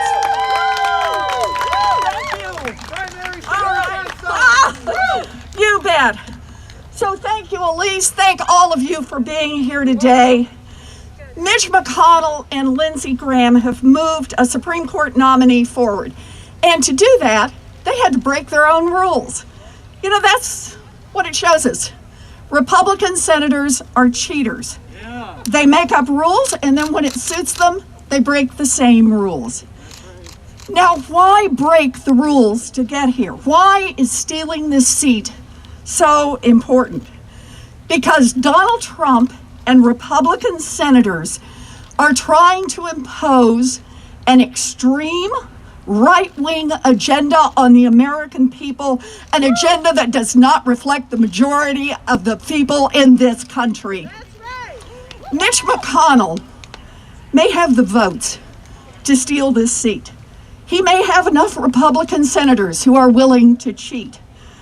But because he can get enough Republican votes to steal this seat, Mitch McConnell thinks that he has won this fight to impose an extremist right-wing agenda on an unwilling America.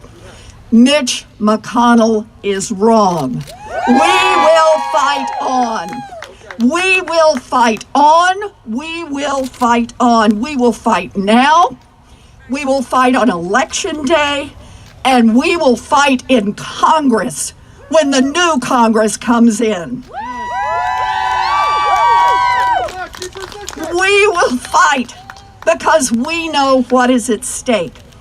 When the extremists try to take away health care from millions of people, we will pass new laws. We will fight on.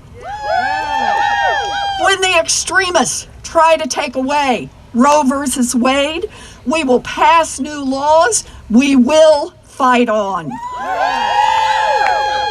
When the extremists try to cripple unions and undercut working people, we will pass new laws we will fight on.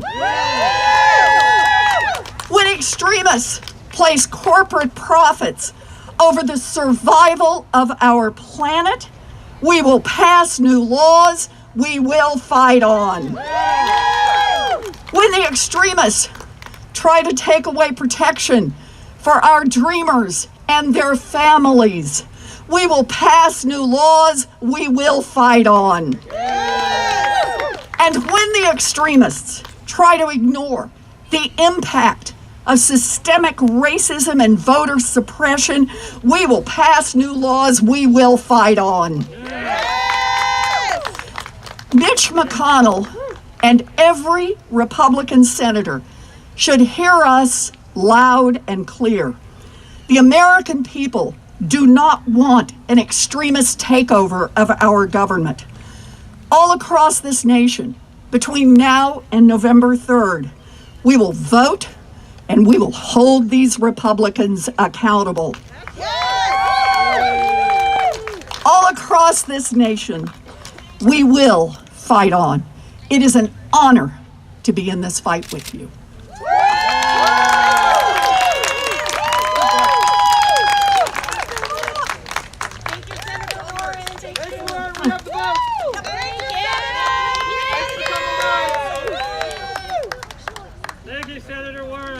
Thank you, Senator Warren. Again, hello, I'm Rana. I'm the head of Move On. We are a community of millions of activists, millions of people all throughout this country, and we fight every day to make this country, to build this country better, to make it into a country where all of us can thrive. We take care of one another. We welcome one another. We have an inclusive democracy that's responsive to the people. And that's actually the issue that we're talking about here today. You know, I was driving over here this morning, listening to the Senate Republicans in the Judiciary Committee just completely diminish and mischaracterize what we all of us here today, what we're about. They were calling us radical Democrats with a radical agenda. And my thought, as I heard this, was what is so radical about needing and believing people should have health care? What is so radical? Everyone loves Senator Warren, don't they? What is so radical about believing and honoring the lives of LGBTQ people who just want to live in dignity and love in dignity and live their lives? What is so radical about me believing, or any of you believing, that we should have the right to control our own bodies and what happens to us and make our own decisions, and government should not be in the middle of that? That is not radical, that is logical. And when we get upset up here, it's because we are astonished, we're angered that people would even have the gall to refuse us the right to take care of ourselves, our families, our friends, and to live in dignity. That's what we are about. 44 million Americans have already cast their ballot. We are in the midst of a national election for president, Senate, U.S. House, and all up and down at the state level. As we stand here, thousands are in line to vote. They're going to spend hours, potentially all day, in line to exercise this franchise. The election is now. It's today, it's tomorrow, it's even next week when this Senate votes on the confirmation of Amy Coney Barrett. This is no time to be jamming through a GOP power grab for the Supreme Court. And America knows it, sir. Mitch McConnell knows it. The Republicans know it, but you know what? They do not care. They know the U.S. Senate ought to be legislating and passing much needed coronavirus relief in this crisis. They know they're denying all Americans a say in who the next justice would be. They know they're overthrowing the will of the people when the majority of Americans have said they don't believe we should be confirming a Supreme Court justice in the midst of a national election. They know they're circumventing the norms. They're lying about the history of the Supreme Court, And the fact that they've been packing the courts for years, they know this, but let's be clear, they don't care. You know what they care about? They care about holding on to power. They see their power slipping out of their hands as millions of Americans are finally seeing them for what they are. And they're going to the ballot box and they're voting against Republicans. Their last desperate attempts to hold on to power is to pack the Supreme Court with their ideologues. Through the Supreme Court, they want to cement in place the worst policies of Donald Trump. They want to take away health care from 20 million Americans. They want to take away our right to choose and control what happens to our own bodies. They want to strip away the rights of LGBTQ Americans in this country. They want to decimate voting rights, the right to vote, our one individual right to exercise our voice in this democracy. They want to strip that away. And they want to do it because they know their time is coming. Amy Coney Barrett is their dream ticket to getting their dirty work done. The work that the vast majority of America disagrees with, we don't want to see happen, and we know will take our society backwards. They can't win these debates on their own. They can't win these debates in the halls of Congress, so they pack the courts in unprecedented ways to force their vision of a warped America for all of us. And we have one message for those Republicans. One message for the Republicans who are packing the courts. One message for the Republicans who are orchestrating this power grab. Our message: if you want to commit political suicide, be my guest. We will see you at the ballot box. Thank you, everyone, for all your fight that you're putting into this. The most important thing we can do right now is go to the polls, make our voices heard, vote for a landslide win in 2020.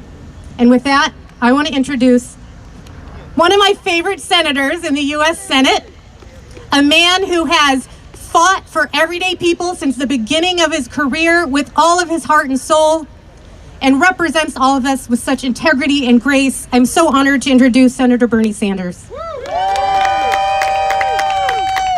Welcome, Bernie. You should be the nominee.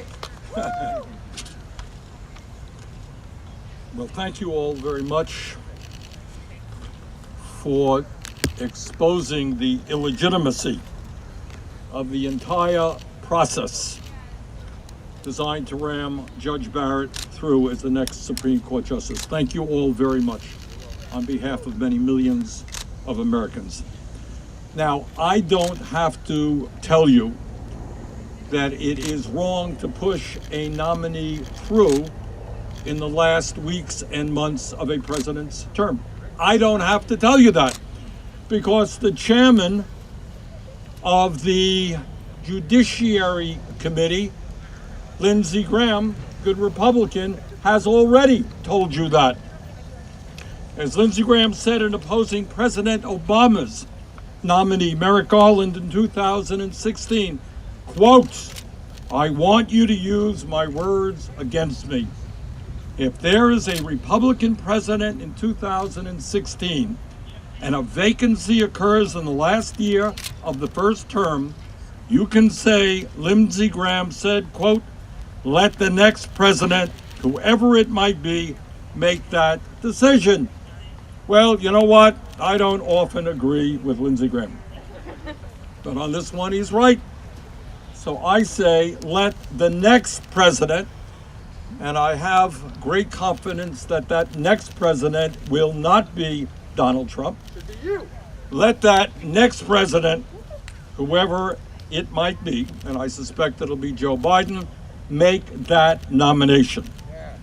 Now, I again don't have to tell you why this seat on the Supreme Court is so important, but let me just give you a few examples.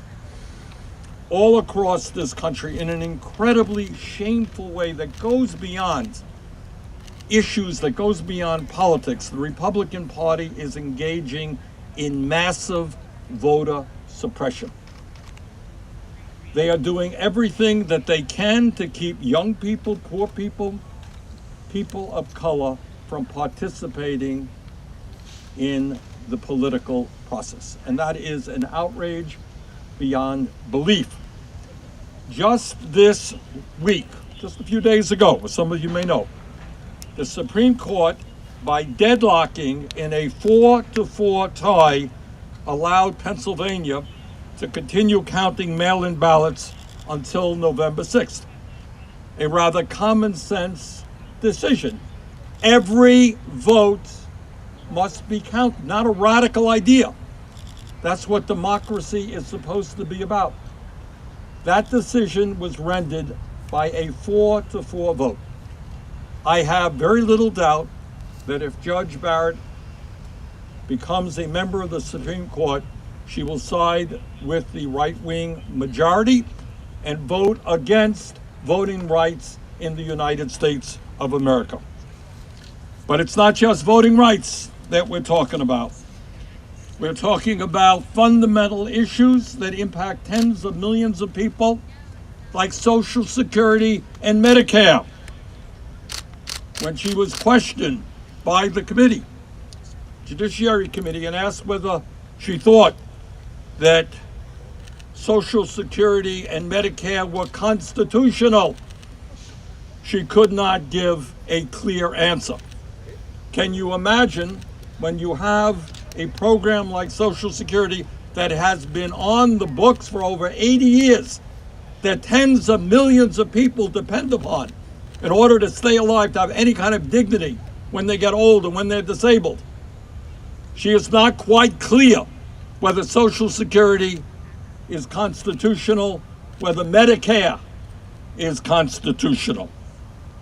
I have very little doubt, hope I'm wrong, but I have very little doubt that if Judge Barrett sits on the Supreme Court, and when that case comes before the Supreme Court as to the constitutionality of the Affordable Care Act, I suspect she will be on the wrong side of that decision, putting in danger the health care of over 20 million Americans. I have very deep concerns that if Judge Barrett is on the Supreme Court, she will be voting with a majority to overturn a woman's right to control her own body in terms of Roe v. Wade.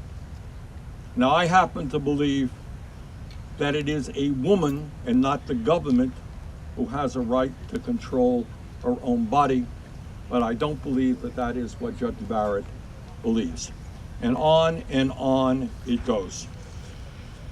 So we are assembled here today to tell Lindsey Graham, to tell the Republican majority, remember what you said when Obama was president, that it is wrong for a nomination to be pushed through in the last months of a president's term. By the time that nomination is going to be voted on in the Senate, tens and tens of millions of people will have voted for a new president. And those people have a right to allow that new president to decide and to nominate who the next Supreme Court nominee will be. Thank you all. Keep up the great work. You should be president, Bernie, not Joe. You should be the nominee. How about a round of applause for Senator Bernie Sanders? Good afternoon, sisters and brothers.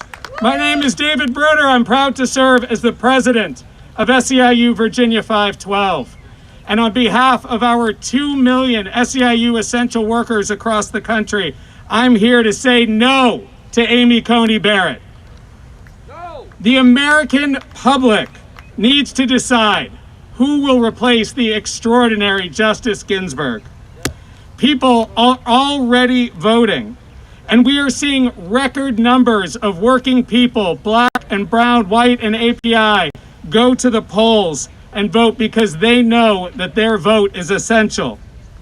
In my home state of Virginia, 1.5 million people have already cast their ballots. They deserve to be heard. Now, let's be honest. Republicans have been trying to rig the courts against working people, against women, against immigrants, against black and brown communities for years. This is nothing new. Judge Barrett would simply further turn the Supreme Court into a weapon against working people, to turn the Supreme Court into a venue only for the powerful and for the wealthy. Instead of starting yet another fight to divide us, Republican senators should be doing their jobs to protect the health and safety of Americans. They should get to work and pass a COVID relief package that ensures that every essential worker has PPE, paid sick days, and hazard pay.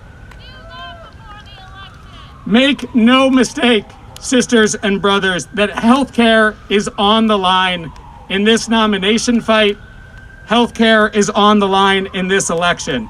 On November 10th, the Supreme Court will hear a case, the president's latest attempt to rip away healthcare from millions of Americans in the middle of a pandemic. Does he have no shame? No. Do Republican senators have any shame left? No. Over 600,000 Virginians would lose coverage.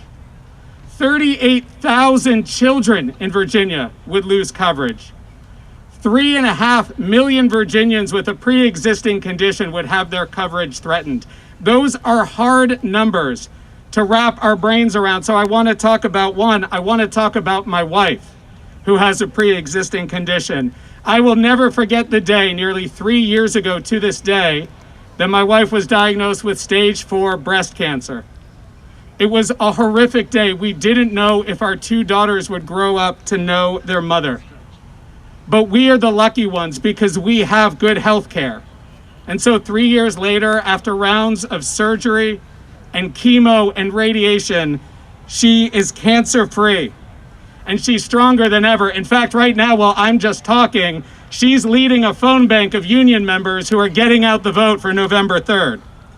And so for my wife, for the millions of hardworking Americans whose healthcare and whose very lives hang in the balance, we refuse to go back. That's why SEIU members, union members, working people, working folks in the Fight for 15 and a union will continue to make it crystal clear to every Republican senator. If you go forward with this nomination, this illegal nomination, we will hold you accountable at the ballot box. Thank you, sisters and brothers. Hello, sir. Excuse me. I have something to say. I have a question for you. I want to talk about foreign policy. Why you don't want to talk to me? Hello, friends.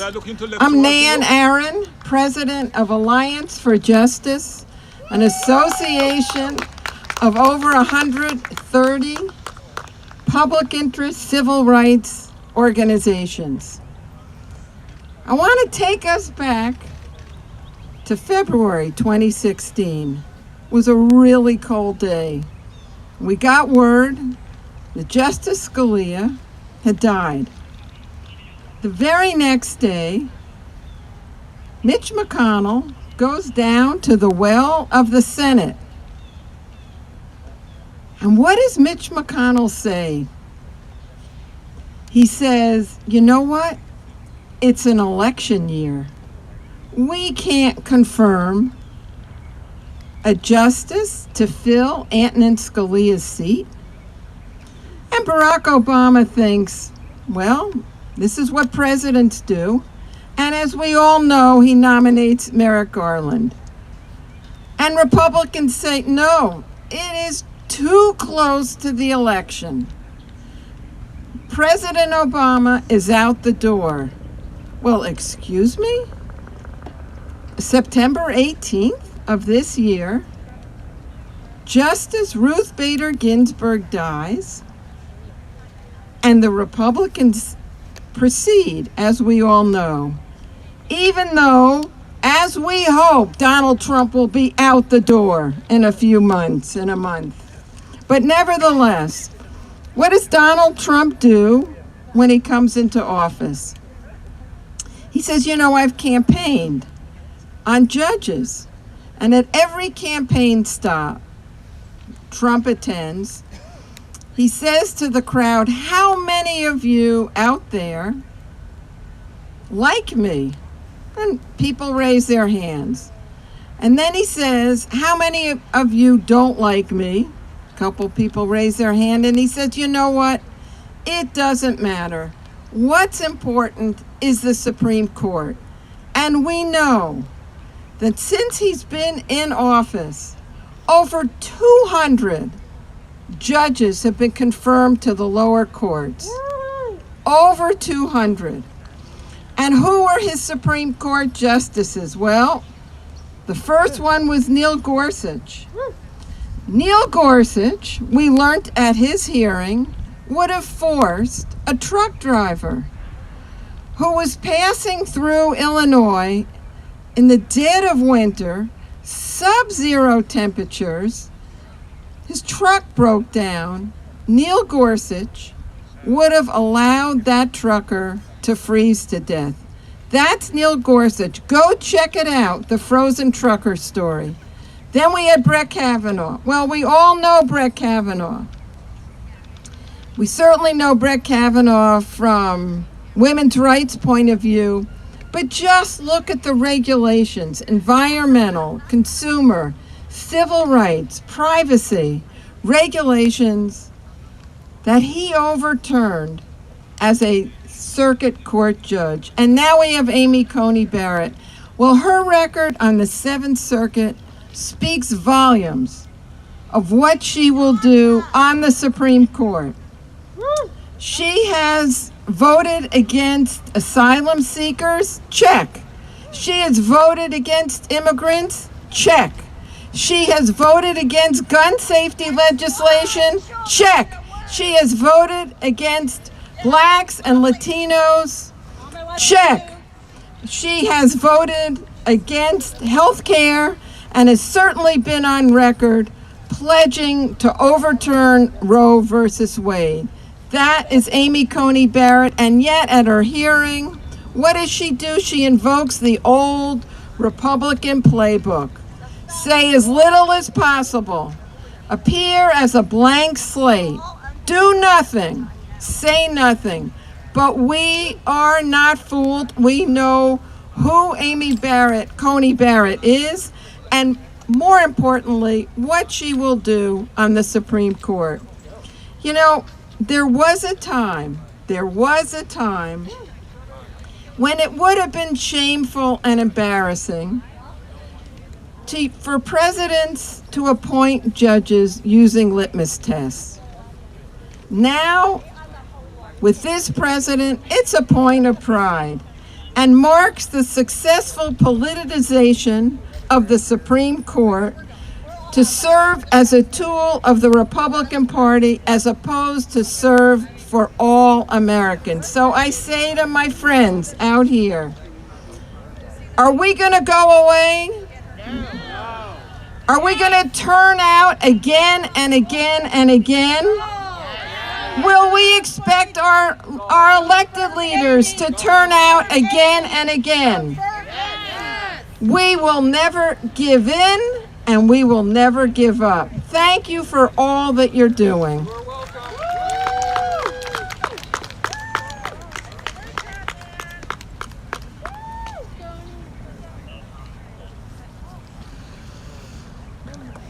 All right, thank you so much for speaking truth to power. Absolutely hear that.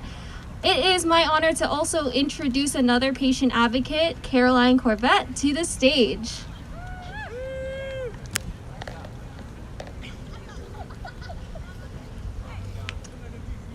Thank you so much, Toddy. All right. Hi, everyone. My name is Caroline, and I'm so lucky to live here in Washington, D.C.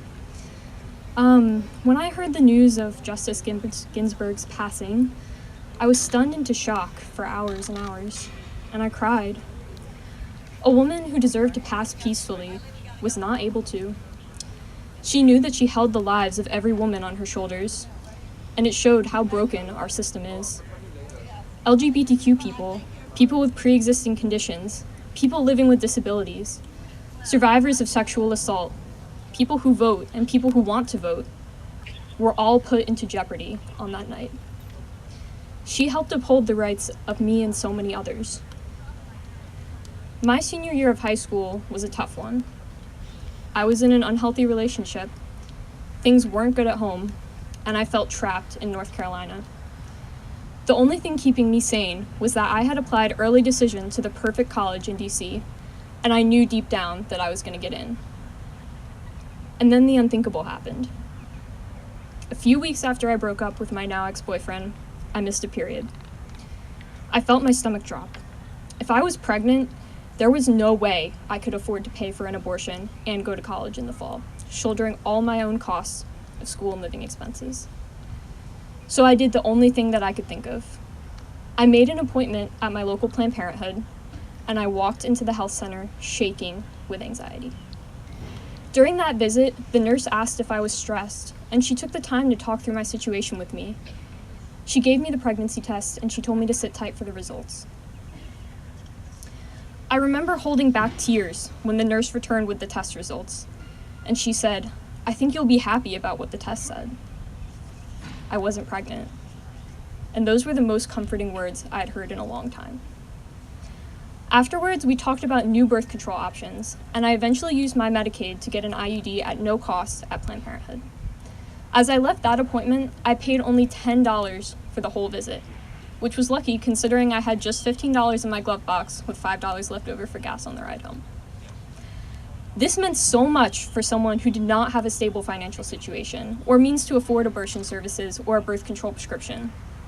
Without access to my IUD, I would have run the risk of having an unplanned pregnancy and derailing my entire life. Instead, I graduated from GW last year. I live with my wonderful, loving partner, and I work at my dream job. But now I'm worried, as we all should be. With the nomination of someone as detrimental to reproductive health as one could be, I'm unsure about all of our futures. My little sister just started her first year at college, and I'm always thinking about her and her healthcare options. My advice would be to tell her to go to Planned Parenthood, and I can't imagine a world where I can't tell her that. This is what I'll say to all the senators inside who will be making such a monumental decision. The bottom line is that everybody has to go to the doctor. People need birth control. The majority of people who can get pregnant use birth control.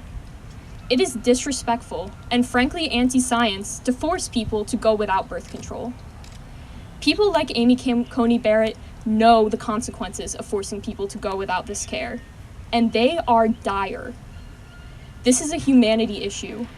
We need to remind everyone that this decision is about preserving our rights, it's about preserving our democracy, it's about preserving our ability to see a doctor, to be healthy, and to decide when we want to start a family. Thank you so much.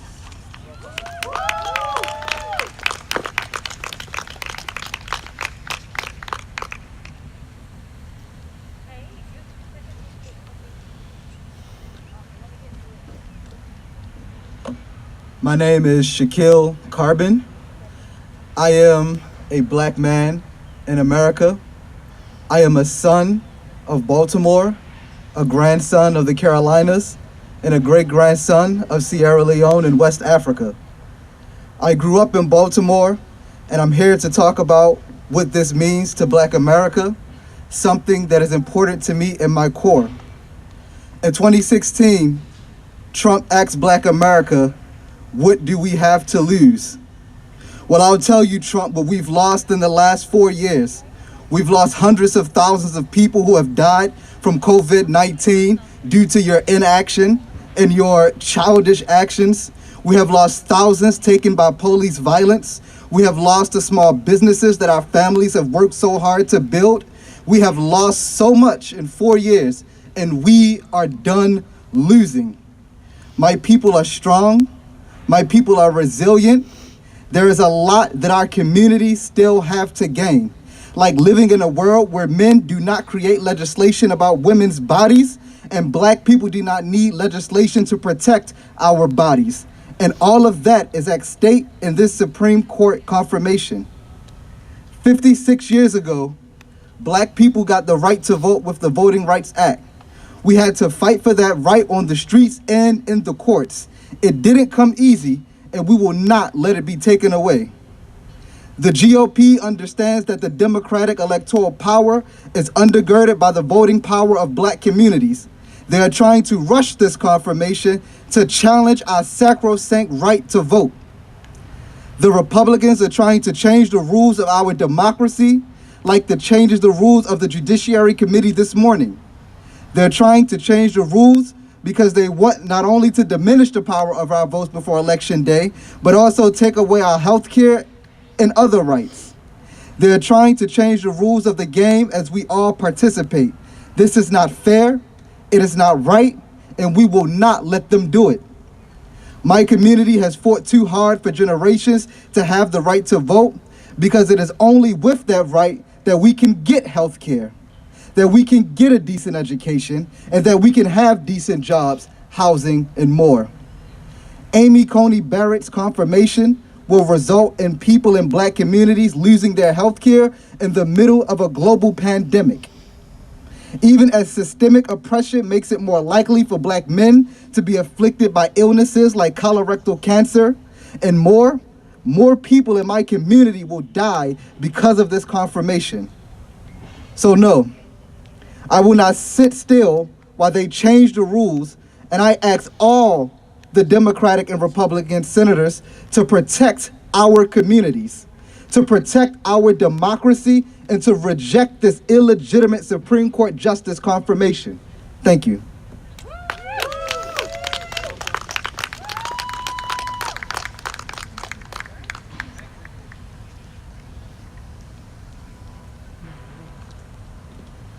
Hi everyone, I'm Jamie Manson from Catholics for Choice. Yes, we exist. Catholics believe in abortion rights. It is true.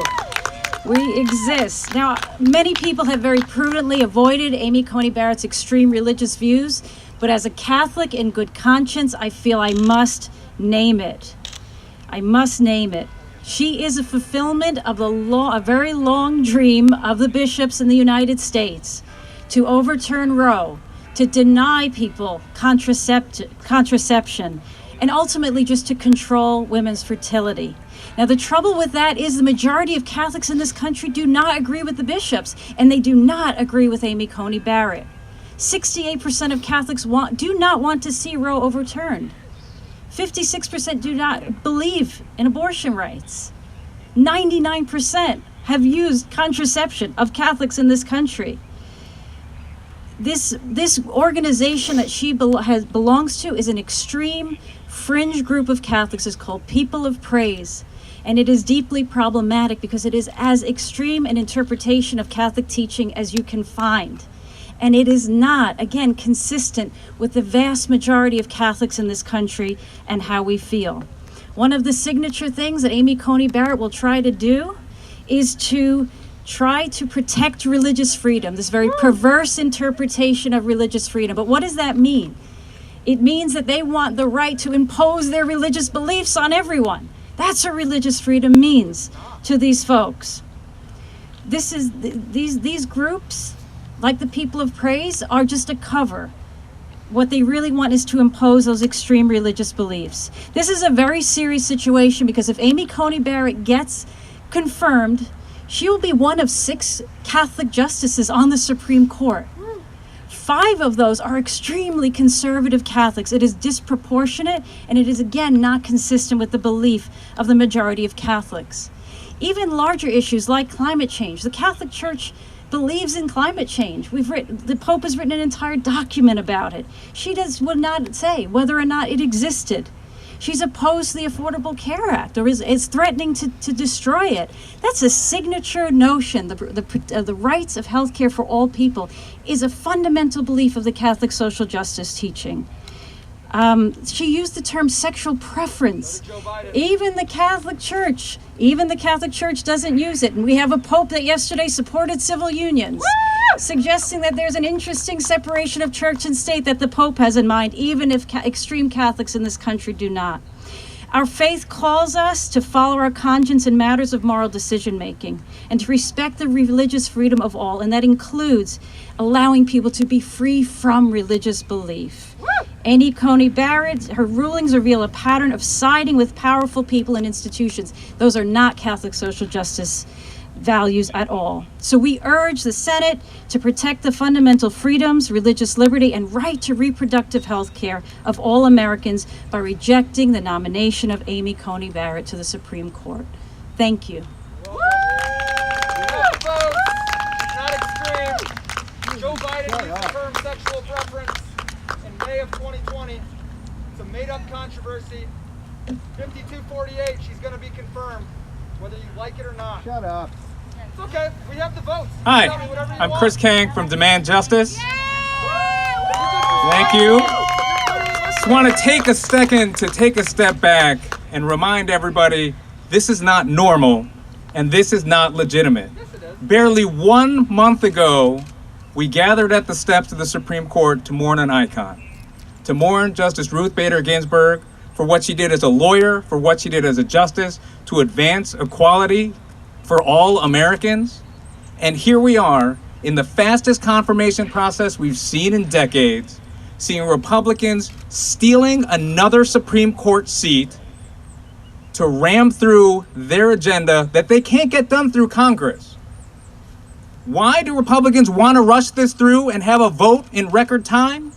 Because they want to strike down the Affordable Care Act. Donald Trump just said in an interview that's coming out on Sunday, he wants the Supreme Court to end the Affordable Care Act. We know why he picked Amy Coney Barrett. We know what she's sent to do, and we know what she's going to do. But it's not just the Affordable Care Act. It's overturning Roe versus Wade. It's stopping Congress from passing common sense gun violence prevention laws, or addressing climate change, or addressing racial justice. It's every single thing that the American people stand for by vast majorities. This ultra-conservative, Republican, right-wing agenda is going to be advanced through that building instead of in the halls of Congress or through the White House. Our democracy is at a tipping point. When a majority of the Supreme Court stands to be appointed by a president who lost the popular election, when Bill Clinton did not lose the popular vote, when 2 Supreme Court seats have been stolen in the last 4 years, when they have broken the rules time and time again, this is not a Supreme Court anymore. This is an asterisk court. This is a court that has undermined democracy time after time after time, from Bush versus Gore to Citizens United to Shelby County versus Holder to allowing partisan gerrymandering, allowing voter roll purges, making it harder to unionize. This court stands against democracy. What have we seen them do during this pandemic? Time and time again, they have voted against making it easier to vote. Whether it's in Wisconsin or Texas or Alabama last night, where they won't even allow jurisdictions to choose to let you vote curbside in a pandemic. A ruling we know is going to have a disproportionate impact on people of color and people with disabilities. That's what this Supreme Court is trying to do. They're undermining our democracy. They're making it harder to vote so that they can get more Republicans elected who can put in more Republican justices and squeeze out as much power as they can and implement their ultra right-wing agenda. What are we going to do about it?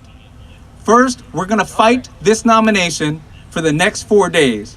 2 Republican senators have already said they don't think there should be a vote before the election. We need 2 more to stand up for principle that they cannot steal a Supreme Court seat just days before election when already more than 40 million people have voted.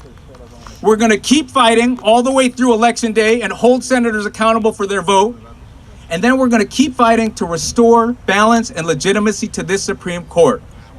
Everybody knows it now. This Supreme Court is not legitimate. It needs to be reformed, and we need to add seats to expand the court and restore balance and legitimacy so that this right-wing Trump supermajority does not have control over every aspect of our lives for the next 30 or 40 years. Thank you.